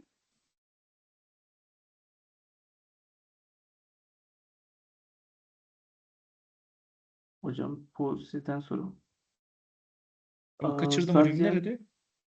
yüksek lisans ve doktora yapmadan Türkiye'de iş alımı mümkün mü diyoruz? Evet, mümkün. Yüksek lisans ve doktora yapmadan da başta söylediğim gibi mümkün. Sadece transkriplerini bilmemiz ve onların geçerliliğini soruşturmamız lazım. Dediğim gibi yani bize bir başvuru yapabilirse gelmek isteyen arkadaşlarım Türk Veteriner Hekimler Birliği'nin onların meslek icrasıyla alakalı kanuna uyumlu olup olmadıklarını, aldıkları derslerin karşılıklarını sorarız.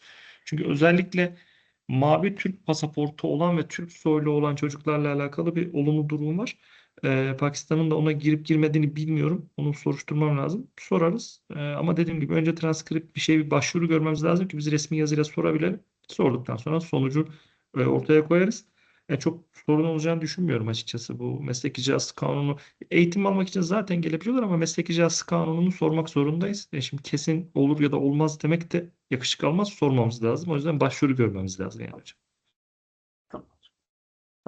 इस question के answer में ये कह सकते हैं कि जो यहाँ पहले भी बताया गया कि एक इक्विवेलेंस वाला पार्ट है और सेकंड ये है कि यहाँ पे रूल्स एंड रेगुलेशंस देखने पड़ेंगे कि वो गवर्नमेंट सेक्टर में जॉब कर सकते हैं या नहीं, और सेकंड प्राइवेट जॉब सेक्टर में जॉब कर सकते हैं कि नहीं।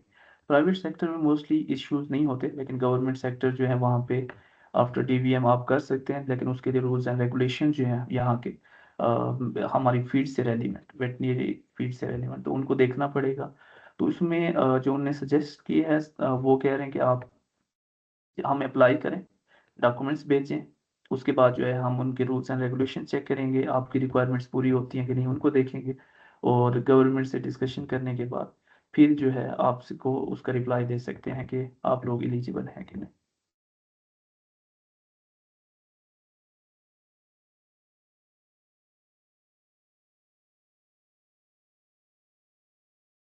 Thank you. Now we will take question from Bilal.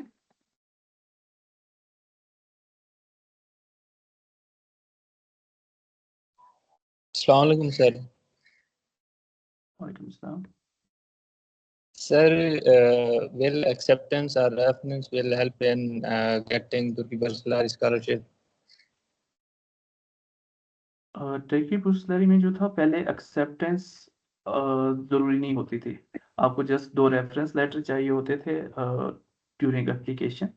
लेकिन अब इन्होंने थोड़ा सा सिस्टम चेंज कर दिया है।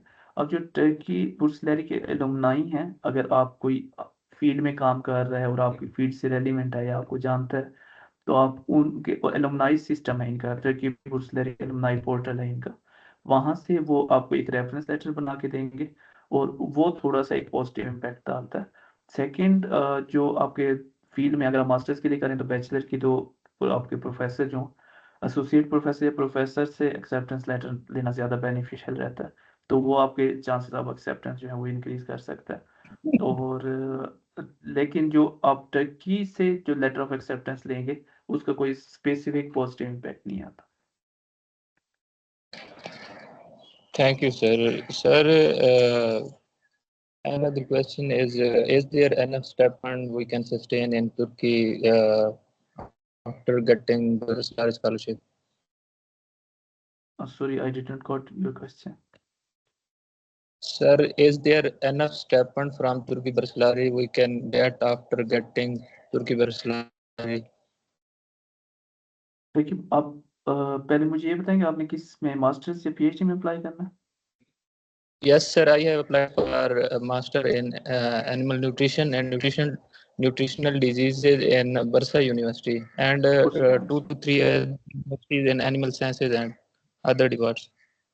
ओके, अब जो टर्की बुर्सलरी है उसके स्टाइपेंड आपने रिसेंटली वेबसाइट पे भी देखे होंगे जो उन्होंने बताए हुए हैं। तो अगर आप उनके जो रेजिडेंस के लिए होता है प्लस जो मंथली स्टाइपेंड होता है कंबाइन कर लें तो वो 11,000 या 12,000 के करीब बनता है, varying based upon the cities. तो वो अभी करंट इकोनॉमिक सिचुएशन जो है, इकोनॉमिक क्राइसिस पूरी दुनिया में चल रहा है, तो इस क्राइसिस की बेसिस पे अगर आप देखा जाए तो जिस तरह मैं स्टार्ट में आया था तो 2018 में, और करंट सिचुएशन देखी जाए तो उसमें बहुत डिफरेंस है। तो ये स्टाइपेंड आपके लिए मोर देन एनफ तो नहीं होता, लेकिन ये होता है कि आप उसकी बेसिस पे एक स्टूडेंट लाइफ जी सकते हैं, ठीक है। एंड यहाँ पे जो मास्टर्स और पीएचडी के स्टूडेंट्स होते हैं उनके लिए ना कोई साइड जॉब्स आप कर सकते हैं जिस चीज़ से आपको सफिशिएंट या प्लेंटी ऑफ अमाउंट जो है आप अर्न कर सकते हैं, तो इस तरह से आप एक एजुकेशन कंटिन्यू करते हैं। लेकिन ये है कि बिल्कुल ही सफिशिएंट नहीं होगा, ऐसी भी बात नहीं है, वो आपके लिए इतना सफिशिएंट होता है कि आप एक स्टूडेंट लाइफ यहाँ पे रह सकते हैं। और उस जो मेन पर्पस है स्कॉलरशिप का, वो आपका सिर्फ एजुकेशन नहीं होता यहाँ पे, मे बी आप इसी लेवल का इसी क्वालिटी की एजुकेशन पाकिस्तान में भी ले रहे होंगे, बट जो मेन पर्पस होता है यहाँ पे स्कॉलरशिप का वो आपका एक्सपोजर होता है, जो कि आप इंटरनेशनल लोगों के साथ मिलते हो। अब ड्यूरिंग माई लैंग्वेज क्लास जो थी तोमर, उसमें हमारे जो थे 105 कंट्रीज से जो लोग थे वो पार्टिसिपेट कर रहे थे, और मेरी क्लास के अंदर 25 कंट्रीज से थे। अब उन सब के साथ आपके कनेक्ट्स बनते हैं। सेकंड, जब आप फील्ड में इंटर होते हैं तो एजुकेशन के साथ साथ आपके यहाँ पे फील्ड में कनेक्ट्स बनते हैं, लोगों के साथ मिलना जुलना होता है, और सिर्फ अकेडमिया में नहीं कह रहा, बाहर भी जो एक आपकी वर्ड होती है उससे लिंक्स बनते हैं, तो उससे आपकी अपॉर्चुनिटीज इंक्रीज होती हैं। इवन कि अगर आप यहाँ पे ना भी रुके पाकिस्तान में भी चले जाएं तो वो आपके लिए बेनिफिशियल रहता है। Thank you, sir. And the last question is about the quality of education in Turkey is equal to Pakistan or still better from Pakistan? जो मास्टर्स और पीएचडी होता है इस पे मोस्टली डिपेंड करता है आपकी यूनिवर्सिटी के ऊपर, और सेकंड जो होता है वो डिपेंड करता है आपके सुपरवाइजर के ऊपर।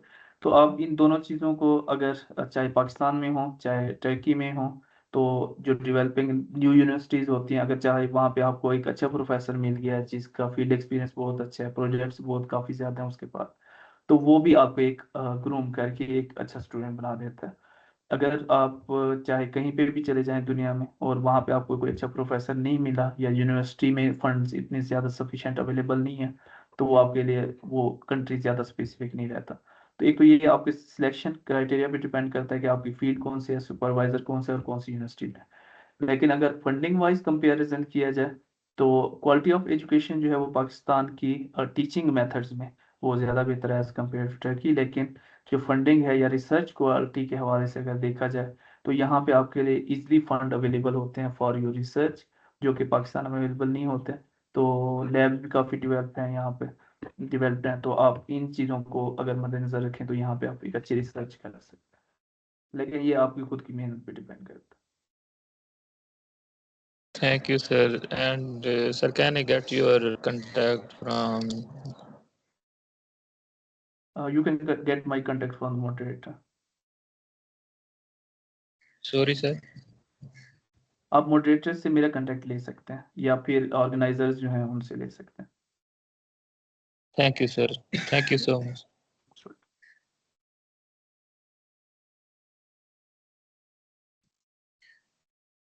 Okay, so now we have question that in many rural areas of Pakistan, farmers rely heavily on antibiotics without proper guidance.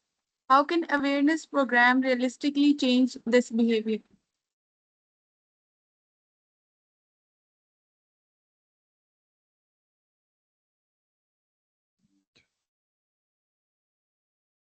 Hocam bu husus sizden sorayım o zaman. Size zahmet Siz hocam. cevaplarsınız. Pakistan'da diyor ki köylerde çok fazla antibiyotikler yani çok fazla kullanılıyor. Yani ihtiyaç olmadığı zaman da kullanılıyor. Eski Türkiye'nin durumu da aynıydı. Fakat Türkiye'de biliyorsunuz yasaklar çok fazla olduğu için ama Pakistan'da hala da aynı şeyler devam ediyor. Bu durumları nasıl kontrol edebiliriz? Aslında şöyle, antimikrobiyal direnç, az önceki seminerde de yani kendi sunumdan anlatmaya çalıştım. Dünya Sağlık Örgütü antimikrobiyal direnci sessiz pandemi olarak nitelendiriyor ve Japonya antibiyotik kullanımını çok azaltmış büyükbaş tüm hayvan gruplarında. Sadece Japon işte Fukuoka bölgesindeki çiftçiler antibiyotik kullanımını, çiftlik hayvanlarında antibiyotik kullanımı %20 aşağı indirerek bunu bir tek sağlık politikası olarak sunmuş ve kendi ürünlerini antimikrobiyal direnç yok etiketi altında, tek sağlık etiketi altında satarak ekstra bir marka yaratmış hocam. Bu çok önemli. Burada temel olan, kritik olan şey şu: koruyucu hekimliğin tedavi edici hekimlikten çok daha ucuz, çok daha doğaya uyumlu, çok daha ekonomik ve ekosisteme, hepimize, hayvanlara, insanlara, ekosisteme zarar vermeyen bir şey olduğunun altını çizmemiz lazım. Bu yüzden küresel çapta erken uyarı sistemlerinin oluşturulması, zoonoz hastalıkların erkenden takibi, yaban hayatın yerinde incelenmesi ve yaban hayatından yayılabilecek hastalıkların ortaya koyulması, bunların erkenden bunlardan bulaşacak hastalıkların önüne geçilmesi çok önemli. Antibiyotik kullanımının azaltılması aslında temelde şöyle bir şey yaratıyor. Antibiyotikler bilindiği üzere ne yazık ki evrimsel süreç içinde patojenlerin de kendini evrime göre hazırlayıp bu antibiyotiklere dirençli hale gelmesine sebebiyet veriyor. Ve antibiyotikler ne yazık ki %98'i vücuttan atılıyor. Yani %2'si oranında bir faydası var. Doğal olarak bu atılan da hepsi doğaya karışıyor, yeraltı sularına karışıyor. Bu yüzden antibiyotik kullanabileceğimiz alan her geçen gün daralıyor. 2018 yılında Türkiye'de bunun için e, Tarım Bakanlığı, Türkiye Cumhuriyeti Tarım Bakanlığı tarafından ilaç takip sistemi kuruldu ve veteriner hekimlerin yazılı reçete hakkı elinden alınarak hepsini online bir sistem üzerinden ilaçlayabileceği, reçeteleyebileceği bir sistem oluşturuldu. Burada ülkeye giren ham maddeden son kullanılan son tüketiciye kadar sürecin takip edilmesi planlandı. 2018'den beri, yani yaklaşık 8 yıldır bu sistem yürütülüyor. Çok mu verimli? Hayır. ama bir başlangıç olarak görüyoruz. Ben koruyucu hekimliğin çok daha önemli olduğunu düşünüyorum. Veteriner hekim adayı ya da veteriner hekim olan meslektaşlarıma mutlaka antibiyotikten ziyade koruyucu hekimlik tedbirlerinin, biyogüvenliğin, hastalık bulaşmadan önce aslında koruyucu tedavilerin yapılmasının, sizin de bildiğiniz doğru besleme yöntemleriyle, doğru izelementlerin takviyeleriyle hastalık bulaşmadan önce bünyeyi daha sağlam tutmanın aslında yollarını araştırmamız gerektiğini ve bunun bir politika haline gelmesi gerektiğine inanıyorum. Buna Dünya Veteriner Hekimler Birliği de inanıyor. Avrupa Veteriner Hekimler Federasyonu da inanıyor. Asya Veteriner Hekimler Federasyonu da inanıyor. Bu tüm dünyada genel bir kural. Koruyucu hekimlik tedavi edeceği hekimlikten çok daha ucuz, çok daha ekonomik ve çok daha sağlıklı. Çünkü hayvanlar hasta olduktan sonra onların sağlıklarını yerine getirmemiz çok zor. Hastalıklar çok komplike ilerliyorlar ve hayvanlarda çok kalıcı etkiler bırakıyorlar, siz de biliyorsunuz. Bu yüzden bizim asıl önceliğimiz gerçekten ihtiyaç olmadığı hiçbir durumda antibiyotik kullanılmaması. Gerçekten çok ihtiyaç varsa bunun da doğru tespit edilmesi ve doğru imkanlarla tespit edildikten sonra antibiyotiğin yeterli miktarda kullanılması. Fazla kullanılmasının hiçbir faydası olmadığını, doğaya zarar verdiğini ve yeraltı sularına karışarak insanlarda da ne yazık ki antimikrobiyal direncin oluşmasına sebebiyet verdiğini unutmamamız lazım. Dünya bir bütün. Ekosistem bir bütün. Yani hiçbirimiz birbirimizden ayrılamaz bir gerçekteyiz. Yani ta derin ormanın içinde yaşayan canlılar da, doğada yaşayan tüm hayvanlar da biz de birbirine bağımlıyız. Bu yüzden birini diğerinden ayırmak hiç kimseye fayda vermiyor. Aksine zarar veriyor. O yüzden antimikrobiyal direnç konusuna ekstra ehemmiyet göstermelerini ve bunu karar alıcılara, yani bakanlıklar nezdinde karar alıcılara mutlaka belirtmeleri gerektiğini özellikle altını çizmek istiyorum. Bu çok önemli hocam.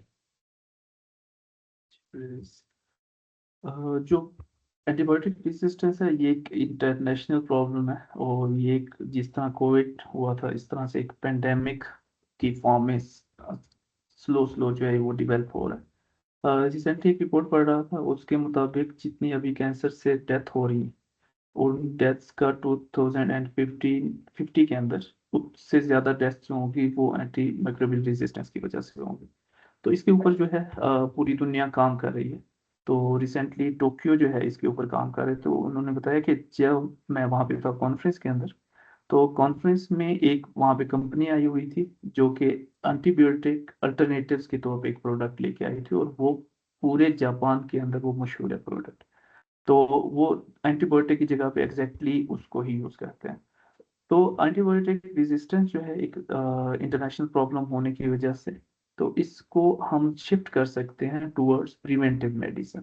Preventive medicine में क्या है कि prebiotics, probiotic, organic acids जो हैं या फिर बाकी material जो हैं जो कि हम एज रिप्लेस कर सकते हैं एंटीबायोटिक को, उनको यूटिलाइज करना लाजमी है।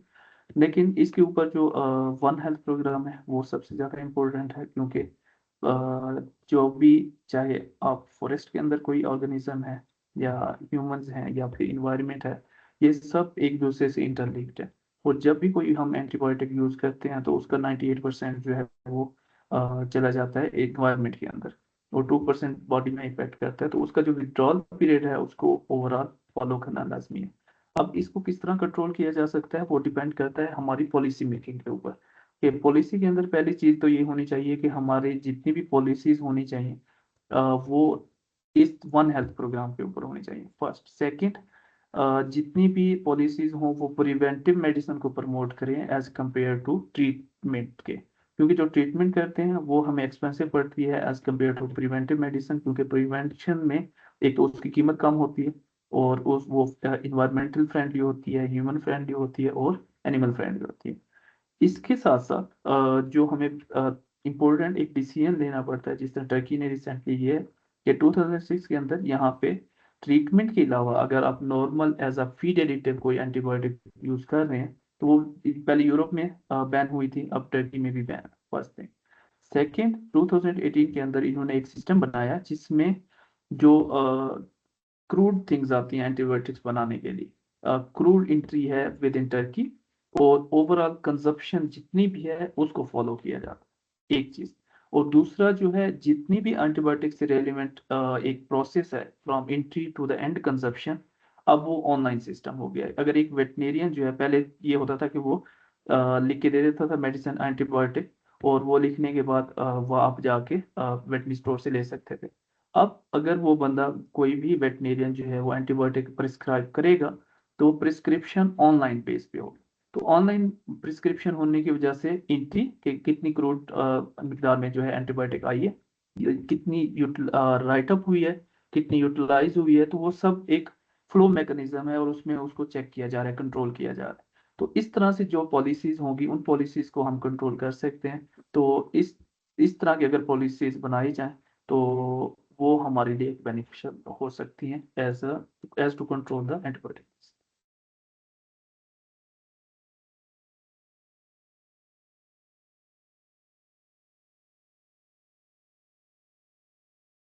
Thank you. Now we will take question from Hassan Ijaz.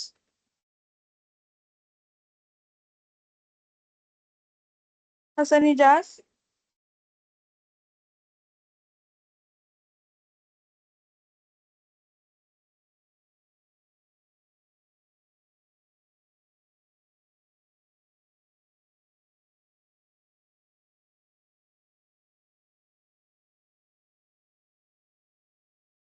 The student has questioned that what is the most impactful contribution a veterinary student can make towards One Health?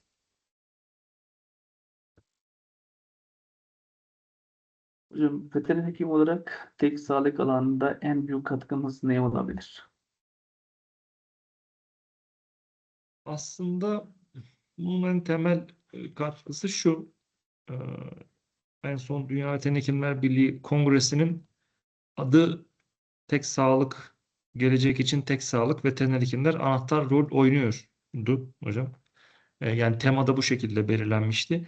Biz veteriner hekimler burada en kritik roldeyiz. Çünkü az önce 6 tane temel saydım biliyorsunuz sunumda. Bu 6 tane temelin işte en önemli olanların hepsi veteriner hekimlerin direkt ilgi alanında. Örneğin zoonozlar, hayvanlardan insana bulaşan hastalıklar direkt veteriner hekimleri ilgilendiren ve direkt veteriner hekimleri bağlayan konular. Dünya Sağlık Örgütü'ne göre 1400'den fazla patojen olduğu biliniyor. Bunun 815 tanesi filan zoonoz nitelikte. Yeni çıkan hastalıkların 4 tanesinden 3'ü zoonoz nitelikte. Ve her geçen gün zoonoz konusu bizim direkt alanımıza giren bir husus. Doğal olarak da veteriner hekimler burada zoonozlar konusunda belirleyici olan kimseler. Çünkü bizler insan sağlığını ve çevre sağlığını, hayvan sağlığını koruyarak o aradaki bariyeri oluşturarak aslında hastalıkların bir taraftan bir tarafa aktarılmasını engellemeye çalışıyoruz. Bizim temel işimiz bu. O yüzden dünyada tüm tek sağlık yapılarında, tüm tek sağlık teşkilatlarında veteriner hekimler karar alıcı noktalardadır. Örneğin Japonya'da örneğini anlattığım üzere 2016'da Japonya'da yerel yönetimlere ve bakanlıklar arasında kanun yapıcılar bir karar verip yönetmelikler oluşturduktan sonra veteriner hekimler hep karar alıcı mercilerde bulunmuşlar.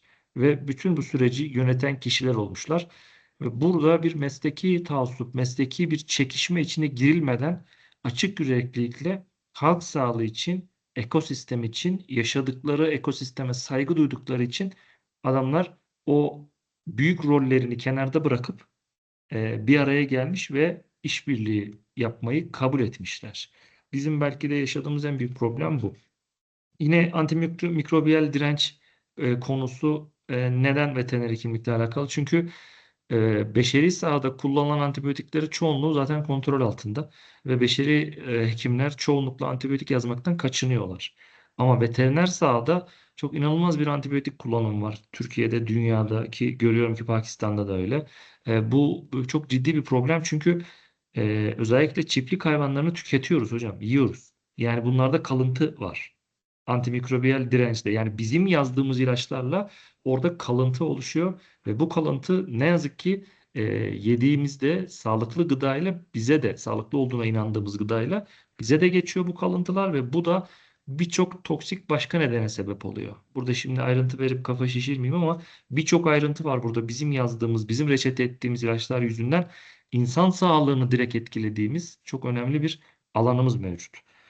Tabii çevre korumada biliyorsunuz birçok zoonoz, birçok çevresel aktör ya da çevreden daha önce hiç karşılaşmadığımız dünya nüfusunun artmasından dolayı bizim çevre üstündeki baskımızın arttığından dolayı birçok başka hastalık gözüküyor. Daha önce karşılaşmadığımız, daha önce hiç bilmediğimiz yeni virüsler, yeni bakteriler, yeni protozoonlar, yeni parazitler.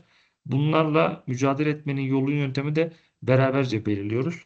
Ve beraber yaşamayı öğrenmek zorundayız dedim ben sonunda. Simbiyotik bir yaşamı kurmak zorundayız. Orada en önemli şeyimiz de tabii ki otomatikman hayvanların da insanlara hastalık bulaştırabildiğini bilmek. Çünkü pet nüfusu hocam şu an dünya nüfusu 8 milyar 250 milyon kişi. Dünyada pet sayısı 1 milyara yakın. 1 milyarı geçti hatta. Yani bu demek oluyor ki 7-8 kişiden birinde bir ev hayvanı var. Evde beslediği bir hayvan var. Bu hayvanların sağlıklarını, yıllık düzenli aşılarını, takiplerini yapmazsak bu hayvanlar bizim iyi niyetli birer dostumuzken ve bizim sağlığımıza çok faydalıken aynı zamanda zarar da oluşturabilecek ne yazık ki olumsuzluklar da taşıyorlar. O yüzden bu ilişkiyi beraber kurmak durumundayız. Sağlığımızı geliştirmek zorundayız. Burada temel yiyeceklerimiz üstünden biliyorsunuz dünyada gıda deyince akla veteriner hekimler geliyor. Veteriner hekimlerin gıda konusundaki becerileri ve gıda güvenliğini sağlamaları tüm dünyanın beklediği şey. O yüzden de bu çok önemli bir husus. Yani bizler veteriner hekimler olarak tek sağlık hususunda mutlaka ama mutlaka karar alıcı mevkilerde bulunmak zorundayız. Bu tamamen aslında işin %80'i falan bizim üstümüzden geçiyor ve bizim kontrolümüzde, bizim sorumluluğumuzda, bizim uzmanlığımızda devam ediyor. O yüzden veteriner hekimler karar alıcı noktalarda bulunup bu süreci yürütmek durumundalar. Biz kaçsak da yani bunlardan bu sorumluluktan uzak da dursak, kaçsak da eninde sonunda bu sorumluluk bize kalacak hocam. Dünyanın birçok yerinde böyle çünkü. O yüzden veteriner hekim arkadaşlarım bu konuda geri durmamalarını, özellikle ön plana çıkıp bu konuda kendi kurumları, kuruluşları ve ülke satında bakanlıklar nezdinde bu politikaların yürütülmesi için fikir yürütmelerini ve dünyadaki gelişmeleri takip ederek kendi ülkeleri menfaatine ne gerekiyorsa onun için makamlara raporlar sunmalarını özellikle rica ederim. Bu konuda biz geride durdukça ne yazık ki başkaları buraları alıyor ve ne yazık ki o zaman bir ilerleme sağlayamıyoruz. Tek sağlık konusu çok önemli bir konu açıkçası. Sandığımızdan daha önemli hocam. One health prospective जो है overall इसमें जो सबसे ज़्यादा critical role play करता है वो एक वेटरनरी प्ले करता है। इस चीज़ को हम सबको मानना चाहिए। और सुनो में भी जैसे डॉक्टर एजानुद्दीन ने कहा था कि एक सिम्बियोटिक इन्वायरमेंट जो है वो क्रिएट होना लाजमी है और हमें सब लोगों को एक साथ रहना और इस चीज़ को सीखना चाहिए। तो आपने जो वर्ल्ड हेल्थ ऑर्गेनाइजेशन है उनके और बाकी जो वेबसाइट्स हैं गवर्नमेंट एजेंसीज की, वहाँ पे देखा होगा कि 1400 के करीब जो है वो पैथोजेंस हैं इस दुनिया के अंदर जो ज़्यादा इन्फेक्शन कॉज करते हैं। और इन्फेक्शियस पैथोजन में से 800 प्लस जो है वो जोनेटिक कैरेक्टरिस्टिक जो है वो बियर करते हैं। फर्स्ट पॉइंट ये है। एंड सेकंड जो है कि उनमें से पैथोजन में से अगर 4 लिए जाएं तो 4 में से 3 जो होंगे वो जोनेटिक कैरेक्टरिस्टिक बियर करते हैं। तो इस वजह से जो जोनोसिस वाला पोर्शन है वो वन हेल्थ के अंदर एक मेजर रोल प्ले करता है। तो रिसेंटली जो पेंडेमिक्स हुई हैं उनमें से भी 3 में से 2 देखी जाए तो वो ऐसे पैथोजन से हुई हैं जितनी भी जो वेटरनरी साइंसेस से हैं। इसमें मैं सिर्फ एक चीज़ अपनी तरफ से ऐड करूँगा कि रिसेंटली जो भी कोविड की वैक्सीन बनाई गई थी पेंडेमिक से रेलिवेंट, वो टर्की के अंदर एक वेटरनरियन ने डेवलप की और इंटरनेशनल भी ऐसे हुआ। तो यहाँ पे एक जो क्रिटिकल ओवरऑल वन हेल्थ के अंदर रोल प्ले कर रहे होते हैं वो एक वेटरनरियन ही होता है। तो इस चीज़ के लिए हमें स्टेप फॉरवर्ड करना पड़ेगा। पहला पॉइंट ये है। एंड सेकंड ये है कि एंटीबायोटिक रेजिस्टेंस जो कि पहले भी थोड़ा सा डिस्कस हुआ है, तो वेटरनरियन उसमें क्रिटिकल रोल प्ले करता है कि हमें पॉलिसीज बनानी पड़ेगी, हमें एक फ्रंट रोल लेना पड़ेगा, हमें रिस्पॉन्सिबिलिटी लेनी पड़ेगी कि हम या तो पॉलिसी मेकर बने या फिर एज अ वेटरनरियन जो हमारी रिस्पॉन्सिबिलिटीज बनती हैं उनको सही तरीके से जो है वो सर अंजाम दें, ताकि एंटीबायोटिक रेजिस्टेंस जो वो भी एक पैथोजन की तरह डेवलप हो रही है, एक पेंडेमिक की तरह डेवलप हो रही है, तो उन चीज़ों को हम मेंटेन कर सकें। एंड थर्ड और मेन इंपॉर्टेंट फैक्टर जो है वो वेटरनरियन रोल प्ले करता है फूड प्रोडक्शन के अंदर। एनिमल फूड या फार्म की जितनी भी प्रोडक्ट्स हैं वो हमने यूटिलाइज करनी है। तो एक हेल्थी लिविंग के लिए हमारी वो बेसिक रिक्वायरमेंट्स हैं। तो जो फूड सिक्योरिटी है वो एक पूरी दुनिया के लिए एक इम्पोर्टेंट फैक्टर है। और फूड सिक्योरिटी के साथ जो डील कर रहा होता है वो एक वेटनेरियन कर रहा होता है, रिगार्डिंग आपकी प्रोडक्शन है, एनिमल की हेल्थ है, वहाँ के पैथोजेंस हैं, या फिर एंटीबायोटिक का यूटिलाइजेशन है या वैक्सीनेशन है, सब चीज़ों को एक वेटनेरियन ही मॉनिटर कर रहा होता है। तो इन चीज़ों के अंदर हमें अपना एक प्रॉपर रोल प्ले करना पड़ेगा। अनफॉर्चुनेटली हमारा रोल जो है एक रिस्ट्रिक्टेड रहा है, और वन हेल्थ को जो बहुत ज़्यादा प्रमोट कर रहे हैं वो मेडिकल साइंसेज कर रही है, जबकि जो मेन यहाँ पे रोल प्ले बनता है वो एक वेटनेरियन का बनता है as compare to other sciences जो। और इन्वायरमेंट, क्योंकि हमारी पॉपुलेशन कंटिन्यूसली एक इंक्रीज हो रही है, तो इन पॉपुलेशन अभी अगर रिसेंटली देखा जाए तो 8 मिलियन प्लस जो है वर्ल्ड की पॉपुलेशन है, और ये इंक्रीज होती जाएगी, और 2060 तक जो ह्यूमन पॉपुलेशन है वो 10 मिलियन के करीब हो जाएगी। तो इस ओवरऑल इंक्रीजिंग पॉपुलेशन का भी इम्पैक्ट पड़ रहा है इन्वायरमेंट के ऊपर। तो इस इन्वायरमेंटल इम्पैक्ट की वजह से हम जो फार्म प्रोडक्शन कर रहे हैं और उनकी जो इमिशंस हैं, उन या कार्बन फुटप्रिंट्स हैं, उनका भी इन्वायरमेंट के ऊपर एक इम्पैक्ट पड़ रहा है। तो ये सारे इम्पैक्ट्स जो हैं इनको हमें एक साथ में मिल के रिजॉल्व करना पड़ेगा। और इसको रिजॉल्व करने के लिए हम क्या कर सकते हैं कि हमारी जो रिस्पॉन्सिबिलिटीज़ हैं उनको प्रॉपर सर अंजाम देना पड़ेगा। और सिर्फ रिस्पॉन्सिबिलिटी फॉर्म लेवल पे नहीं, प्रोडक्शन लेवल पे नहीं, पॉलिसी मेकिंग जो है वहाँ तक उसको लेके जाना पड़ेगा, और हमें पॉलिसी मेकर बनना पड़ेगा ताकि हम इंटरनेशनल जो भी रिसेंट डेवलपमेंट्स हो रही हैं उनको फॉलो करें, और उनको फॉलो करके जो हमारी कंट्री के लिए मफाद की चीज़ें हैं या अहमियत की हैं उनके लिए पॉलिसीज बनाएं। अनफॉर्चुनेटली इस चीज़ में टर्की, पाकिस्तान या डेवलपिंग कंट्रीज बाकी जो हैं वो थोड़े से पीछे रह गए हैं। और चाहे एशियन कंट्रीज में मोस्टली जो एंटीबायोटिक का मिस यूज़ है वो बहुत ज़्यादा किया जा रहा है। तो इससे रेलिवेंट हमें एक तो पॉलिसीज बनवानी पड़ेंगी, और सेकंड ये है कि हमें अपना जो भी रिस्पॉन्सिबिलिटीज़ हैं वो सारी सर अंजाम देनी पड़ेंगी ताकि इन जितने भी प्रॉब्लम्स हैं उनको रिजॉल्व किया जा सके।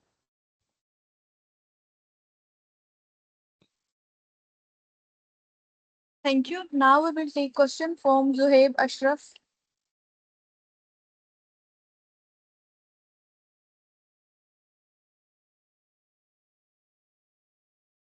Assalamu alaikum. My question is that can we get a internship program opportunity in Turkey as a undergraduate DVM student? If it possible, then which sector would you prefer that easily got an opportunity in it? इस question का मैं answer कर देता हूँ कि जो opportunities है ना टर्की के अंदर रिगार्डिंग इंटर्नशिप, वो इतनी मुश्किल नहीं है। जस्ट अगर डिपेंड करता है कि आप सेल्फ फिनांस पे आते हैं या पेड इंटर्नशिप पे। जो पेड इंटर्नशिप्स हैं वो बहुत ही मिनिमम है यहाँ पे उनका नंबर्स, लेकिन जो सेल्फ फिनांस्ड इंटर्नशिप होती हैं वो इसलिए आप ले सकते हैं। लेकिन उसकी एंट्री रिक्वायरमेंट मोस्टली यही होती है कि आपके पास 3 साल आपने कंप्लीट कर ली हो, जो बेसिक एक रिक्वायरमेंट है, लाजमी नहीं है ये। और उसके बाद जो है आप यहाँ पे एंट्री ले सकते हैं इंटर्नशिप के लिए। लेकिन मोस्टली ये चाह रहे होते हैं कि 4th सेमेस्टर और 5th सेमेस्टर के स्टूडेंट जो हो वो इंटर्नशिप के लिए आए ताकि उनकी बेसिक सारी कंप्लीट हो चुकी हो और वो नियर टू ग्रेजुएट हो। और जिस तरह पाकिस्तान में सिस्टम है यहाँ पे भी वही है कि 4th सेमेस्टर के एंड पे जो है स्टूडेंट इंटर्नशिप करते हैं। अगर नॉर्मल इंटर्नशिप करना चाहते हैं तो मैं फिर भी यही सजेस्ट करूँगा कि 4th ईयर में या 5th ईयर में आप यहाँ पे बाहर आए इंटर्नशिप करने के लिए, ताकि आप कुछ चीज़ें सीख सकें, और बेसिक्स का आपको पता होना चाहिए। तो फील्ड वाइज आपकी खुद के इंटरेस्ट पे डिपेंड करता है कि आप किस फील्ड के अंदर जो है वो इंटर्नशिप करना चाहते हैं। अगर तो आपने फॉर्म्स पे जाना है और प्रोडक्शन साइड पे जाना है तो फिर तो आपको इंटर्नशिप जो है वो 5th ईयर में और लास्ट या ग्रेजुएशन के बाद करनी चाहिए।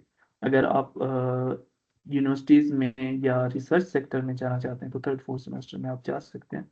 लेकिन ये होगा कि फिर आपको वहाँ पे एक्सेप्टेंस लेनी पड़ेगी और सेल्फ फिनांस पे आप इंटर्नशिप कर सकते हैं। अगर किसी ने इंटर्नशिप करनी हो या इस तरह कोई अपॉर्चुनिटीज चाह रहे हो तो हम उनके लिए कोलैबोरेट कर सकते हैं, पॉसिबल जो वे होंगे वो ढूंढ सकते हैं। Thank you for your cooperation. Thank you, sir. Ahmed Nasser has question that what are the some policies regarding the transport of livestock products from Pakistan to Turkey and vice versa? Hocam Türkiye'den Pakistan'a ya da Pakistan'dan Türkiye'ye hayvansal ürünleri ticaret yapmak için polisiler nedir? Onlar hakkında bilginiz var mı? Var. Şöyle, burada Tarım Orman Bakanlığı'nın ilgili mevzuatları tabii çalışıyor. Öncelikle buradan ya da oradan gelecek ürünlerin işte menşeinde yani orijininde hastalık çıkışları var mıdır? Üretim prosesleri nedir? Bunların incelenmesi gerekiyor. Bizim için burada Türkiye Cumhuriyeti Tarım Bakanlığı'nın ilgili karantina daireleri aslında çalışıyor. İşte siz bununla alakalı örneğin Türkiye'den Pakistan'a bir ürün göndermek istiyorsunuz, bir ürün ithal etmek istiyorsunuz. O ürünün burada ki proseslerin hepsini bizim buradaki karantina daireye başvurarak yani bakanlığımızda da ilgili bölüme başvurarak izinlerini oluşturuyorsunuz. Sonra o taraftan talepleri oluşturuyorsunuz. Yani siz burada ihracatçı oluyorsunuz. Ondan sonra süreci başlatıyorsunuz. İthalatçı da ihracatçı da olsanız aslında aynı mantık çalışıyor. Burada önemli olan şey özellikle hastalıkların izlenmesi tarafından yapılacak incelemeler. Çünkü üretim proseslerinin bizim gıda kodeksine uyumlu olup olmadığı, Türkiye'deki gıda kodeksine uyumlu olup olmadığı, oradaki nasıl üretimin hangi koşullarda nasıl yapıldığı, işte hangi koşullarda üretimlerin olduğu, üretimlerin hijyenik koşullara uyup olup olmadığı gibi ayrıntılı incelemeler yapılıyor. Sonra ürün işte Türkiye'ye bir tane iki tane numune şeklinde gelip burada laboratuvarlarda incelemeleri yapılıyor ve daha sonra eğer onay alırsa, ürün üretiminde bir problem yoksa ve bölgede orijini olarak yani üretilen bir bölgede Pakistan'ın ilgili yerinde ya da buradaki yerde bir hastalık çıkışı yoksa ki bu Dünya Hayvan Sağlığı Örgütü tarafından da çok dikkatle takip ediliyor. Çünkü hayvan hastalıkları biliyorsunuz hayvansal gıdalarla taşınma ihtimali yüksek. Değerlendirildikten sonra karşılıklı olarak değişimlerin ithalat ihracat izinleri çıkıyor.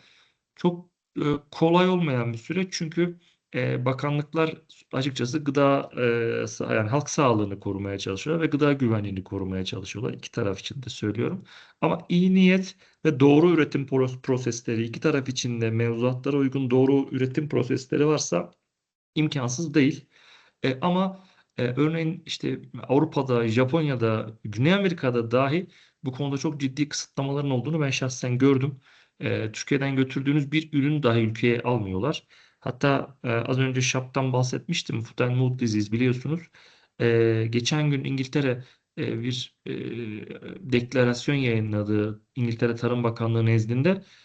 Avrupa Birliği'ne giden kendi ülke vatandaşlarının dahi dönüşte hayvansal gıda getirmesinin yasak olduğunu, orada hayvan teması olacaksa işte girişte mutlaka bildirmesi gerektiğini belirtti. Yani bu United Kingdom'un kendi çalışması. Çünkü onlar da kendilerini korumaya çalışıyorlar. Çünkü Avrupa'da SHAP'ın varlığını biliyoruz. SHAP şu an çok küresel bir sorun haline dönüştü tüm dünyada. O yüzden devletler buna çok önemsiyor. Yani böyle özellikle pandemiye dönüşen hastalıklar zamanında bu işler daha da zorlu oluyor. Biz burada Azerbaycan devletiyle birkaç tane buradan ithalat yapmak isteyen vatandaşın görüşmelerine ben şahit olmuştum. Çok zor geçti. Kolay değil, imkansız da değil. Bu dediğim gibi karşılıklı mevzuatların incelenmesiyle ancak sonuca varabilecek bir husus öyle söyleyeyim. Teşekkür ederiz. यहाँ पे जो ministry of agriculture and forestry उसके अंदर जो different sections हैं वो इस चीज़ को लीड कर रहे होते हैं हमारी इंपोर्ट को और एक्सपोर्ट को from Pakistan and vice versa. तो इन चीज़ों पे जो डिपेंड कर रहे होते हैं एक तो रूल्स हैं यहाँ पे। तो रूल्स एंड रेगुलेशन बहुत ही सिंपल से हैं। वो ये कि एक तो प्रोडक्शन प्रोसेस जो है वो कितना हाइजीनिक है और उसके अंदर जो भी मिक्रोबियल इंटरवेंशन है वो कोई नहीं हो रही और पैथोजेंस कोई यहाँ वहाँ से यहाँ पे या यहाँ से वहाँ पे नहीं जा रहे। तो अगर इन चीज़ों को अगर देखा जाए तो उस वजह से कोई फिर आप बहुत ईजिली इंपोर्ट एंड एक्सपोर्ट कर सकते हैं। लेकिन ये डिपेंड करता है कि आप कौन सी प्रोडक्ट भेज रहे हैं। अगर तो आप कोई फीड एडिटिव या बाकी उस तरह की कोई चीज़ भेज रहे हैं तो उनके लिए सिर्फ प्रोडक्शन प्रोसेस और बाकी चीज़ों को रजिस्टर और कंपनी को रजिस्टर करवाना होता है और उसके बाद जो है आप इंपोर्ट एंड एक्सपोर्ट कर सकते हैं। लेकिन जो एनिमल प्रोडक्ट्स होती हैं उनके टर्की के अंदर स्पेसिफिक कोड ऑफ कंडक्ट्स हैं।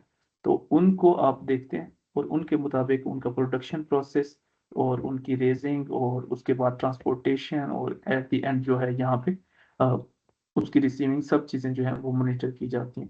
अगर तो आप एक प्रॉपर प्रोटोकॉल फॉलो करते हो और यहाँ का कोड ऑफ कंडक्ट जो है उसको फॉलो करते हुए आप प्रोडक्शन करते हैं तो आप बहुत ईजिली जो है वहाँ से प्रोड्यूस करके यहाँ पे कंज्यूम करवा सकते हैं और यहाँ से भी सेम इनको प्रोसीजर फॉलो करना पड़ता है प्रोडक्शन के लिए, और सारी चीज़ें रजिस्टर करवाने के बाद ही यहाँ से फिर एक्सपोर्ट किया जा सकता है पाकिस्तान में। काफ़ी सारी कंपनीज हैं जो कि पाकिस्तान में काफ़ी प्रोडक्ट्स भेज रही हैं, लेकिन अभी जो पॉलिसीज़ हैं वो थोड़ी सी हार्ड होना शुरू हो गई हैं। उन्होंने example the foot and mouth disease की, कि जो अभी रिसेंटली जो है वो यूके ने पॉलिसीज डिफाइन की हैं कि अगर आप किसी यूरोपियन और कंट्री से भी आ रहे हैं और वहाँ से फूड लेके वहाँ इंटर हो रहे हैं और वो फूड जो है वो एनिमल्स के कंटेक्ट में आएगी, तो ये ओवरऑल सारी चीज़ें जो हैं वो मॉनिटर होना लाजमी है, और आप वहाँ से कोई फूड नहीं लेके आ सकते। अगर लेके भी आएंगे तो उसको जो है आप मेंशन करना लाजमी होगा। तो जस्ट कुछ प्रोटोकॉल्स हैं और कोड ऑफ कंडक्ट हैं, अगर उनको पूरा किया जाए तो वो जो यहाँ की मिनिस्ट्री है उनके पास पड़े हुए हैं, आप वहाँ से फॉलो कर सकते हैं।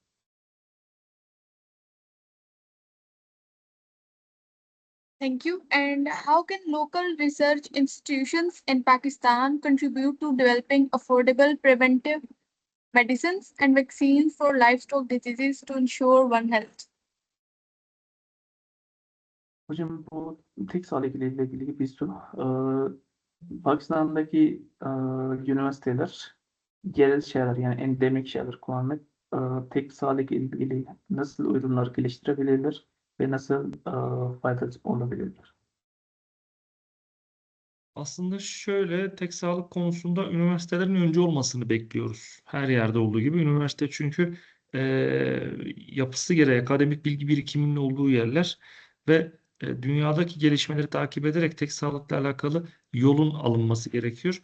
Burada başta söylediğim gibi veteriner hekimler çok önemli bir yerde. Çünkü e, Pakistan'da ya da dünyadaki tüm veteriner hekimlik fakültelerinin, meslek birliklerinin bu konuda mutlaka sorumluluk alması gerekiyor. Çünkü izniniz olursa ben Dünya Veteriner Hekimler Birliği tarafından Tokyo'da yayınlanan Tokyo bildirgesini hızlı bir şekilde okuyayım. En azından çevirmesi sizin için de daha kolay olabilir.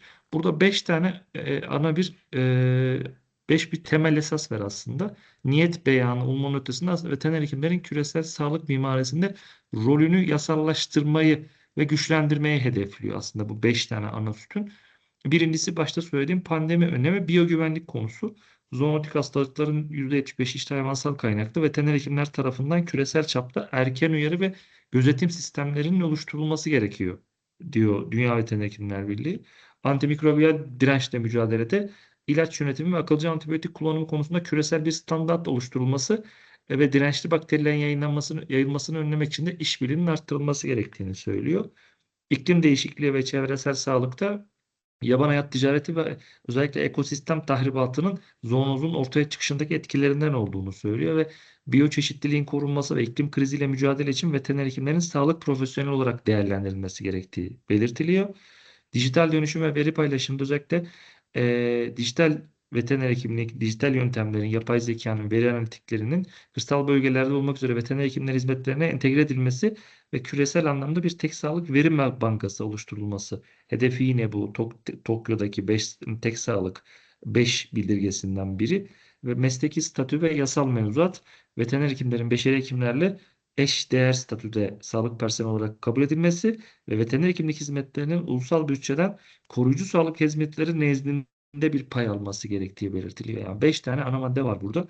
Bu Dünya Veteriner Hekimler Birliği tarafından tüm dünyada aslında veteriner hekimlere tek sağlık konusunda yapılması gerekenleri anlatıyor ve yürünmesi gereken yol konusunda hem kanun yapıcılara, yani işte Dünya Bankası'na, Birleşmiş Milletler Gıda Tarım Örgütü'ne ya da Dünya Veteriner Hekimler Birliği'ne ya da Dünya Hayvan Sağlığı Örgütü'ne, Dünya Sağlık Örgütü'ne aslında bu yöntemleri anlatıyor. Yani biz bu bildirgeyi de aslında görerek, görüntüleyerek, paylaşarak tek sağlık konusunda Dünya Veteriner Hekimlerinin izlediği, Veteriner Hekimler Birliği'nin özellikle bu dönemde izleyeceği yolu izleyerek ve uluslararası gelişmeleri takip ederek kendi bölgelerimizde, kendi ülkelerimizde, kendi üniversitelerimizde nasıl bir yol izleyeceğimizi aslında ortaya koymamız gerekiyor.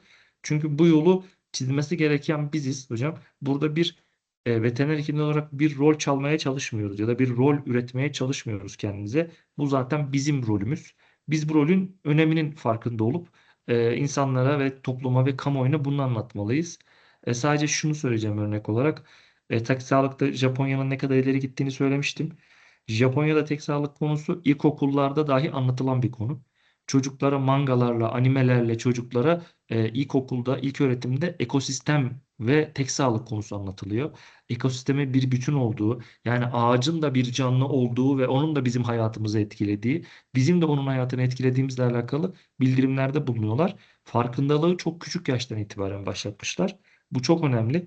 Bizim de aslında gelecek nesillere bunu anlatabilmemiz ve bu yöntemi daha ucuz, daha uygun, daha ekonomik ve ülkemizi daha güzel koruyacak, daha iyi koruyacak, hepimizin sağlığını koruyacak bu felsefeyi aslında çok küçük yaşlardan itibaren insanlara anlatabilmemiz lazım. Ve bunu anlatması gereken de biz, veteriner hekimler ve üniversiteler aslında temelde.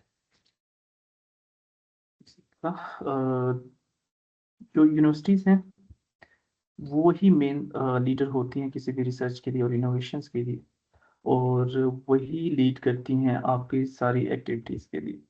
तो recently जब doctor एर्जान ओदुल Tokyo गए थे तो उन्होंने 5 वहाँ के मुद्दे हैं, वहाँ के जो मेन पॉइंट्स हैं उनको हाईलाइट किया दोबारा से, और उनके बारे में वो दोबारा बता रहे थे कि जो उन 5 पॉइंट्स हैं, उन 5 पॉइंट्स के अंदर जो वर्ल्ड वेटरनरी चैम्बर है, उनके जितने भी वेटनेरियंस हैं वो इस चीज़ पे एग्री करते हैं कि जो वेटनेरियंस हैं उनके क्या रोल्स हैं, और जितने भी एकेडमिशियंस हैं या फिर यूनिवर्सिटीज़ हैं उनके क्या रोल है, और ये दोनों मिल के एक रोल प्ले करते हैं जिसकी वजह से हम जितनी भी एक्टिविटीज़ हैं वो सर अंजाम दे सकते हैं।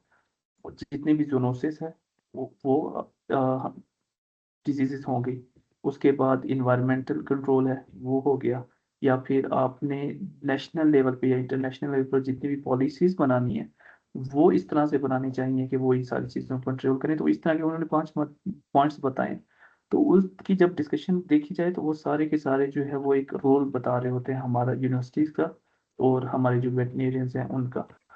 तो यूनिवर्सिटीज जो हैं उनके पास एक नॉलेज होता है, उनके पास एक रिसर्च एक टीम होती है। तो जितने भी आपके पास रिसोर्सेज हैं आप उन रिसोर्सेज को यूटिलाइज करते हुए आप प्रोड्यूस कर सकते हैं एक इफेक्ट जो कि आपकी ओवरऑल फील्ड के ऊपर आएगा। लेकिन इस चीज़ को करने के लिए, इस फलसफे को बताने के लिए सबसे पहले ये है कि हमें इसका फ़र्क पता होना चाहिए कि हमारी रिस्पॉन्सिबिलिटीज़ क्या हैं और हमारे उन रिस्पॉन्सिबिलिटीज़ को किस तरह से पूरा करना है। तो यूनिवर्सिटीज़ में जो है वो ये रोल इस तरह से प्ले किया जा सकता है कि उन्होंने बताया कि जब टोक्यो में है वो वहाँ पे जो स्टूडेंट्स हैं उनको एलिमेंट्री क्लासेस में ही बता दिया जाता है कि जूनोसिस क्या है, जूनोटिक डिजीजेस क्या है, वन हेल्थ क्या है। तो जब इस स्टार्टिंग एज में ही इंसान को पता चलना शुरू हो जाए कि इन चीज़ों का हमारे ऊपर इफेक्ट है और ये किस तरह हमारी लाइफ के ऊपर इफेक्ट कर रही हैं, तो वो आगे आके एक ऐसा इन्वायरमेंट क्रिएट करते हैं या एक सॉरी तो एक ऐसी इन्वायरमेंट क्रिएट करते हैं कि जिसमें हम सब लोगों के लिए बेनिफिट होता है। सॉरी एक सेकेंड।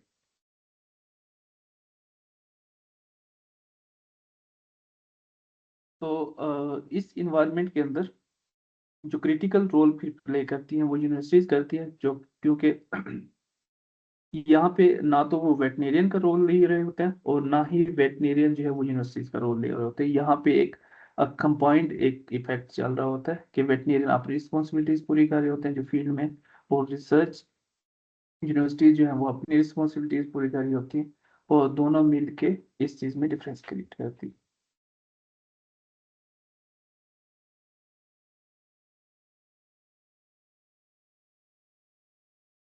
तो इन शॉर्ट यही है कि यूनिवर्सिटीज जो है वो अपना रोल प्ले करते हुए डिफरेंट अल्टरनेटिव्स यूटिलाइज करके उनकी वजह से इफेक्ट्स अपना क्रिएट कर सकते हैं।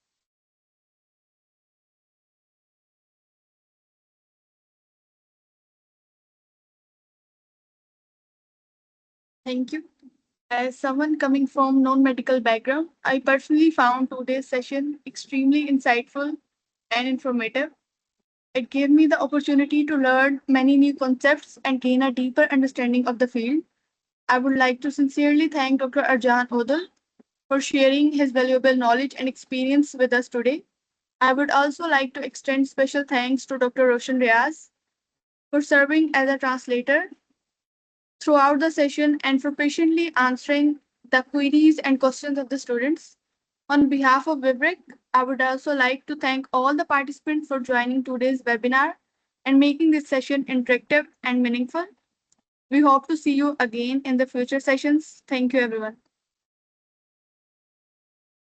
We also extend our thankful insights and extend our gratitude from our side. Thanks for having us here. And hopefully we can organize future sessions and we can help in everything which our students need from Pakistan as well as from Turkey. So if you have any query regarding the education, regarding internships, as well as for the job and for the future seminars, we are here to help. Thank you. That is so sweet of you. We are looking forward for more collaboration with you. Sorry, may I last words? Sure, sir. Dear Vivek, Pakistan team and the colleges, I would like to extend my heartfelt gratitude for your kind invitation and for providing me with a platform to share my experience. It has been a true honor to conclude this webinar with such a dedicated group of professionals. The mission of the veterinary importance and the veterinary respect, inspiring change in animal health and empowering the future of veterinary science is incredibly vital. Elevating our field is a collective journey, and innovations like this area what drive us toward a better future for both animals and our professions. Thank you once again for your hospitality and for the insightful exchange of ideas. I look forward to our future collaborations and wish you continued success in all your inspiring innovations. Best regards. Thank you. You are welcome. So that is it for this webinar.